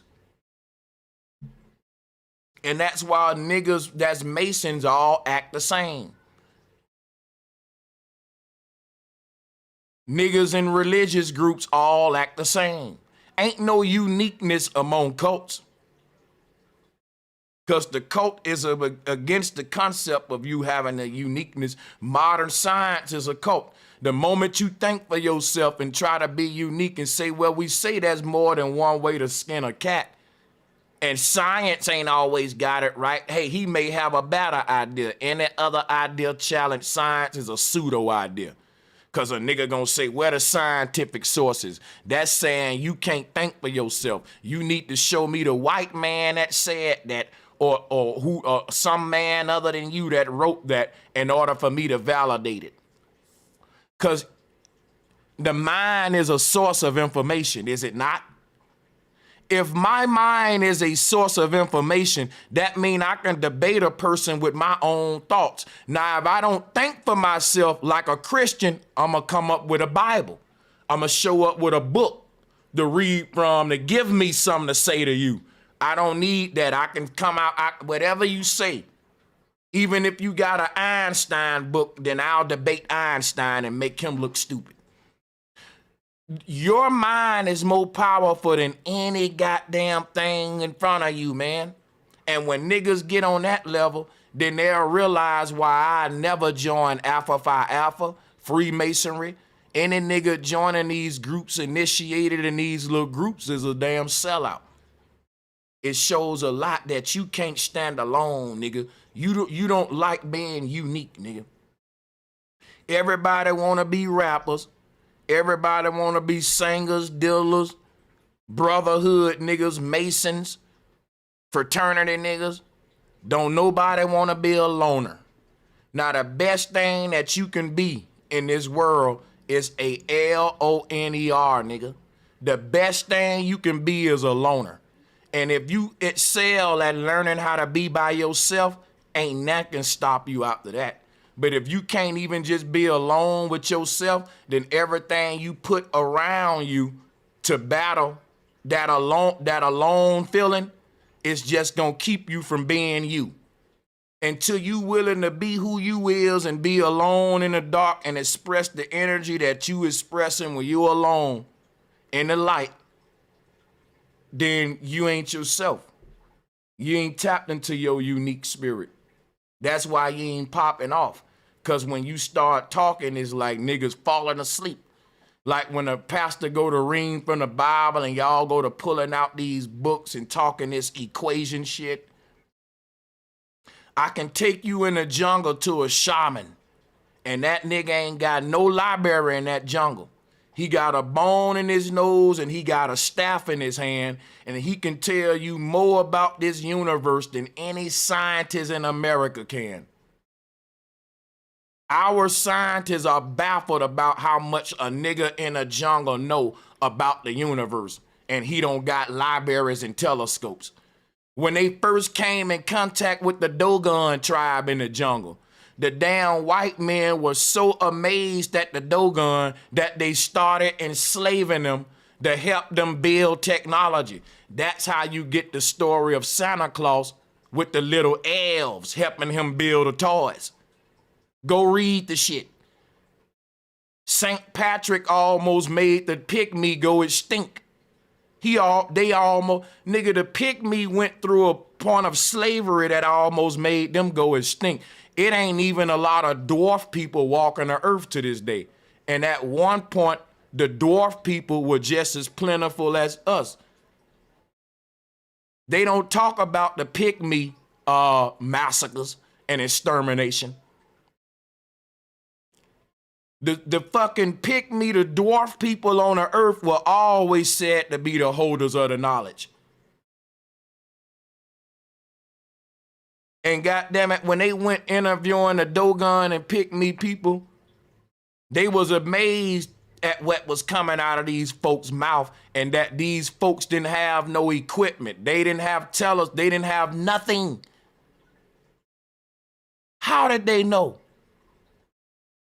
Man, when you start getting out of your body and dealing with the astral realm, that's where all the knowledge is at. When you ain't really tapped into this part of us that we able to get, because we are light. You're your own science experiment. When you study in the light within you, you're literally researching the Big Bang. When our ancestors was into astral projection and all that stuff, that was the whole concept of Rocket Man. You got this concept of Rocket Man, where you got the man, half rocket. What that meant was the mind projecting out the body into the parallel universes. Your physical body can't go to a parallel universe because you already have a body there. And your mind, your consciousness is just not there. So look, so check this out, right? and this will tie into the secret of how we dream. When we dream, we're projecting our mind out of one body into another body that already exists in a parallel universe where you already got a whole nother situation unfolding. Now, in your dream, you already know who you are in that world. When you start dreaming, you don't even remember who you is in this world no more. Till you wake up. In that dream, you got a whole nother history. You playing a whole nother fucking role. If somebody walk up to you in a dream and say, hey man, you dreaming and you out your body really in another universe in a bad sleep. You'll be like, get this crazy dude out my face, man. And you'll wake up and be like, yo, a crazy dude told me in a dream that I was asleep and I was gonna wake. Yo, when I was dreaming, I should have listened to the crazy dude. You know what would have happened? You would have became lucid. That meant you would have been in a dream knowing that you dreaming, but still ain't waking up. And at that point, you would have had two histories. The dude in the dream, he got a birthplace, a birth date, a history in that world. And the dude in the bed sleep, he got a history. Now, when the dude in the bed sleep in this world realize that he's in another world dreaming and he don't wake up, he now experiencing something called dual history. He remembers being born in this world and going to sleep in his bed that night. And he's now in a dream in the sleep saying, yo, I'm asleep in the bed right now in another world. Ooh, I can play around. I can fly. I can do shit. And guess what happened? At some point, you go to manipulating that dream when you become lucid to a point where you scare your own self back to wake up here. You go to doing shit that blow your mind to the point that, yo, I'm dreaming. Nigga, I don't know if y'all ever lucid dream before, but the moment you in a dream and realize you dreaming and you don't wake up though, something happens to where you get these powers and shit. And this gonna make me sound crazy, but check this out though. It's crazy, man. I ain't gonna go there. I'm gonna do another video about dreaming. But you get this dual history. All of a sudden, the dude in the dream that only had one history. He just thought he was the dude in the dream. He remember all of his childhood in that universe. And then something happens in that dream. He remembers he's sleep in the bed in this world. Now he got two histories. He remember both childhoods. He remember both births. You were born multiple times, yo. And this shows you how it looks. Now the doctor said the daddy ejaculated a bunch of sperm and that only one made it to this world. That was a lie. Every single sperm that your daddy shot out fell into a different parallel universe. Each one of those sperms were born in its own universe, and you go to those other sperms that became you again when you dream. When you dream, that other body in that dream, it had a birth, man. That was the other sperm that they said died and didn't make it. You know what they forgot to tell you? All of the sperms died. Even the one that said made it here. All of them crashed into an egg and they died and became a human. Every last one of them sperms died and they resurrected as a human in their own universe. And the God of resurrection is called what? Zombie. Zombie. Now, the root word of zombie is another word that we use. It's called zoom. Now, what does it mean to zoom in or to zoom out? is to travel through the parallel universes. There are inner universes that are small. There are outer universes that are big. So when we're traveling in and out, we're being born again in each of these inner universes and outer universes, and it's like we're zooming in and out. But the word zoom is the word zombie or zombie.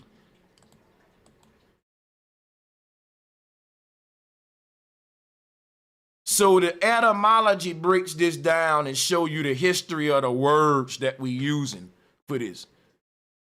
So also, when you, like I said earlier, if you look at this etymology, the word zombie is the Spanish word sombre that is based upon the original god Zambi, Saturn, who wore that hat. And I broke down the cone shape and all of that. So let's just continue moving with this, y'all. Here go Pop Smoke again. And what I want you pay attention to is this circle right here. He got a circle right there, right? And he got two little wings on that circle. And you know what? They said when we die in the occult, right? When these occult dudes die, they become champions and shit like that, or ascended masters. Watch this. If you ever look at a wrestling belt, it's just the god Saturn. You know, think God Saturn is the god of time. Think of your watch, the watch around your wrist. The watch that's around your wrist, it looked like Saturn, don't it? It looked like a championship belt. This also look like a ring, don't it? This is a code. We put a ring on the hand to say that a symbolic moment. We put a belt around the waist. And why am I showing that? Because it's Saturn. Now, look at what Pop Smoke got on his belt. He's wearing a champion belt. See, in the occult, the ascended master becomes a champion in the heavens. And he wears the belt like Santa Claus wear the belt. So when you look at Pop Smoke with the big belt on right here, that's Buddha wrapped up in the snake. That's the concept of Santa and all of that. And I can show, if you think I'm reaching, let me show you the god Mazda again. He's the concept of this belt that Santa represent and all of that. Look at here. And he's blue. In all of these pictures, he's gonna be blue because it's a blue beam. It's like a camera flash. It's bluish white, blue clearish white, like the sky. And because this the god of the heavens, and this the knowledge of the sky. The sky is literally the aura surrounding your hologram, like Pop Smoke right here. So he's blue, like happy and all of them. So check this out, right? Just like we got, I showed you earlier, Enoch. I got Enoch coming through the sky portal. See? Look at Jesus. I showed you earlier, Enoch. Look at here. Enoch going through the sky portal, right? Coming in and out of that sky gate. Now look at here. Here go Mazda. You know, Mario goes in and out of the pipes to travel to different worlds. And the piping system is what I'm telling you about this whole this Stargate of light. All right, right here. So if you look at what Pop Smoke wearing around his waist, a belt of light, a shiny belt, right? What we give a shiny belt like Santa Claus. And this the concept of like Saturn, the Lord of the Rings. A person with a lot of rings, they won a lot of championships, right? They are repeats. And that's what we talking about. The opposite of that would be to get rid of the rings. And that's what the ancestors were saying. When you get rid of the rings, like when Pop Smoke unbuckled his belt, He released his soul from the matrix, man. He quit being a puppet. This is the knowledge that got us being puppets like Pop Smoke on that stage. That's what I'm telling you. So that's why I showed you the Pokemon image earlier. Let's go back to that real quick. Like wearing that belt on the waist, I'm showing you why we do that. It's everything is symbolic, yo, is what I'm saying. Now, hold on a second.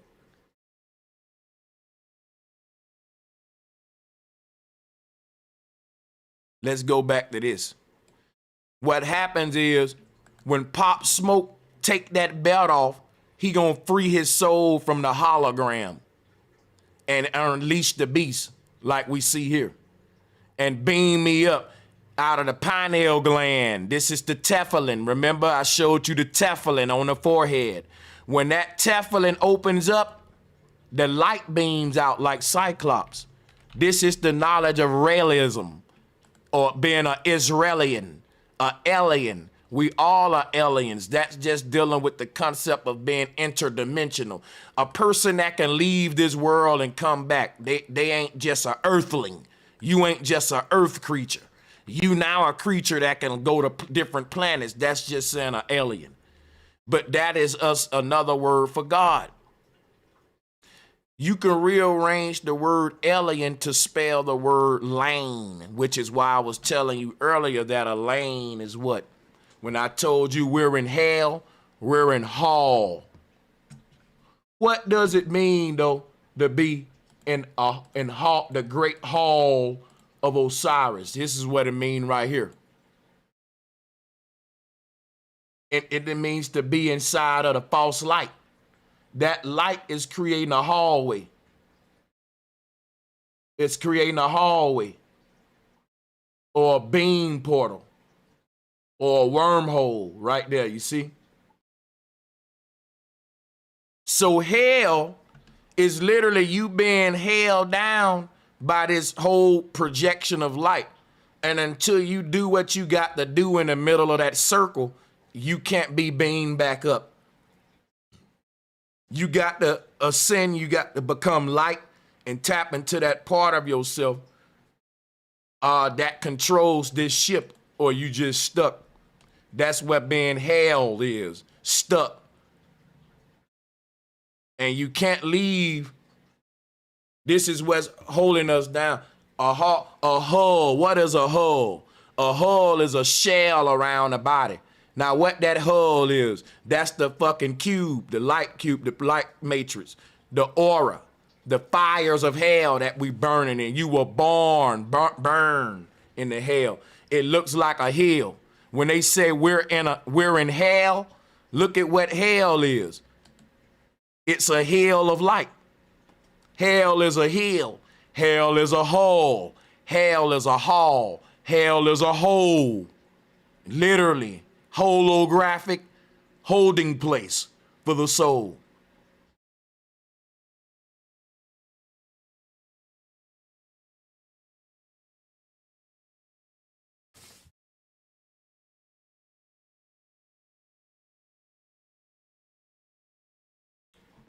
So when the mind projects itself into that circle, they say you're in hell or you're in hologram.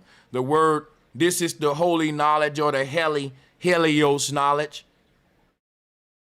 showing about the secrets of manifestation inside of a holographic simulation. This is part 1, and I welcome you all to part 2 because there's so much more I want to teach, but I want to keep these fairly short. So let me go ahead and wrap this up, right? The tefillin on this man's head is symbolizing that when his open up his pineal gland in an alternate universe, this cube literally opens up and releases his soul. We may say we don't see no light coming out of that. This happening on the astral plane. All of the rituals we do on this world is manifesting on the astral plane. So for example, right, his little black box don't look like it's doing nothing in this world, but when he get out of his body in the astral plane in his other body in that parallel universe, his Teflon gonna be opened up. You get what I'm saying? And when he come back in his world, where his body gonna wake up out the bed back here where that Teflon was always closed. You get what I'm saying? When we shoot fireworks up out the cannon, we shooting the mind out the body. This is Jack out the box. He looked like a unicorn, and the unicorn is on the other side of the rainbow. See, his Teflon looks like this on the astral plane. But in our world, we like, where's the magic? But as he sleep on the other side, he's walking around with an open Teflon on the other realm. And his light coming up out of that bitch. And when that's what I'm telling you, this shit's activating on the ethereal realm. Just like all of them stargates we see around the world, right? Like, for example, these right here. They finding these everywhere. And they saying that these are stargates, but how do you use them? Like, you know what? I told y'all this. You take a mushroom and get out your body. And when you get out your body, then you will see the other world in the middle of this circle. But if you ain't out your body, you'll say, hey, where's the magic? And they'll tell you, man, it's just for ritual. But they ain't telling you that the ritual was for them to connect with the other side. That's why they said a word Hebrew is people from the other side. Moses separating the waters, and it's just like these people walking through the Stargate. You're gonna separate the waters when you penetrate it. That's what the sperm did to the egg. And this whole thing looked like a Santa Claus hat. See what I'm saying? You see the triangle with the circle at the top? This the Santa Claus hat. But let's go back. Let me show you. It's stargates all around the world. These ancient stargate wheels. And they was like, how would they would have been used? They act stupid. You take the fucking elixir, the mushrooms, and then when you look through it, you'll see the other world. You activate this from the other side, not this one. You will never see the magic of this technology in your body in this realm. They always gonna interpret to you with some dumb shit that don't make sense because they don't get it. This is spiritual technology. When the shaman gives you the mushrooms, you will look through this hole and see a whole nother fucking world. And he'll tell you, now enter, go on your trip. And when you walk through this thing on the other side of this hole, and this is how we get the MGM lion. But once you walk up this step on your trip and walk in that world, to us, we will see you just fighting yourself, like punching the air. You know the crazy man that's talking to people that ain't there, he's swinging at the air. That's what'll happen to you when you cross over. It'll be like a virtual reality game, like VR goggles. Like if I tell y'all to put these on right now, let's play a game. When we get inside the game in the other world, everybody that's crossed over, they're gonna be swinging at the air, kicking that damn air. And if you didn't understand the technology, you'll say these people have lost their mind. And guess what? You'll be right. They did lose their mind. Their mind is on a trip, it's gone to the other side. Their body don't have a mind right now. Their body is a zombie.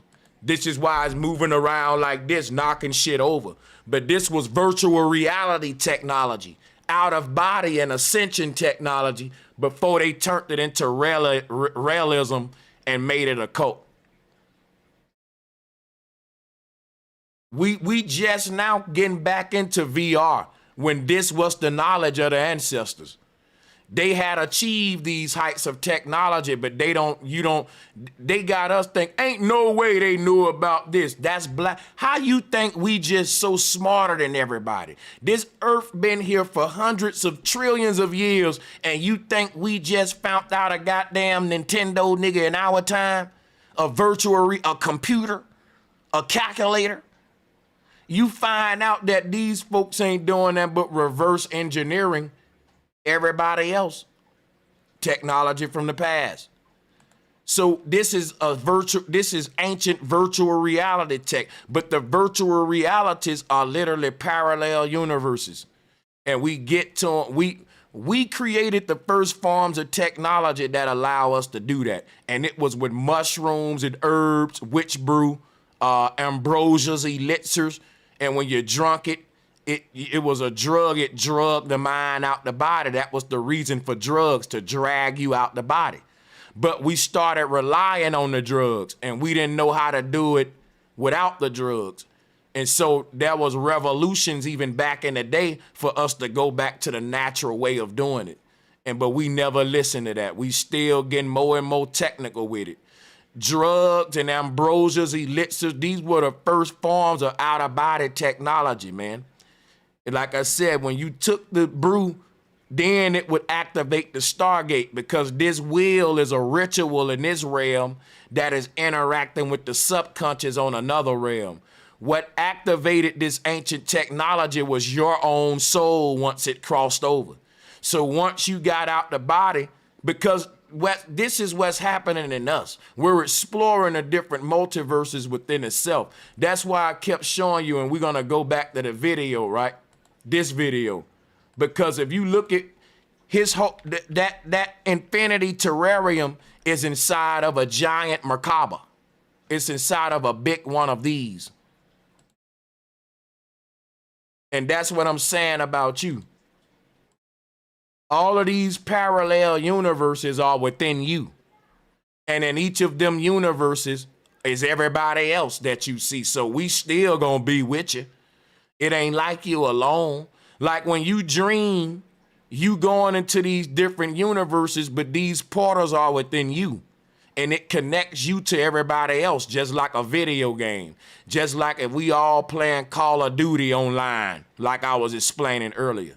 So what's happening inside of your terrarium is this. You're fractalizing your consciousness around the thing. And you're traveling to each one of these versions of yourself, where all of us is at too, in these parallel universes. And it's a continuum code. It's very simple when you grasp it, though. But I'm gonna stop right there. This the mirror code that the Pharaoh created in the pyramids. This is what the Pharaoh did to achieve immortality. This tetrahedron is literally ancient technology, y'all, of how to create an ancient hologram called a human being. And you was able to partake in it just so for the sake of understanding it. So now that we understand it, we don't got to stand under it. We can overstand it. And now that's our God self, God state. Now with that, I'm going to end. I hope y'all be ready for part 2. I'm going to go even deeper into this, and I hope to have you all back, because if you think I gave you everything, you're wrong. We're going to go even deeper and deeper into this. I hope you guys supported the show. The links are right here at the bottom, and you can go and get your golden wings from the website, and it'll be different kinds you can choose from. Check the video description area. I want to thank my Patreons for supporting what we do.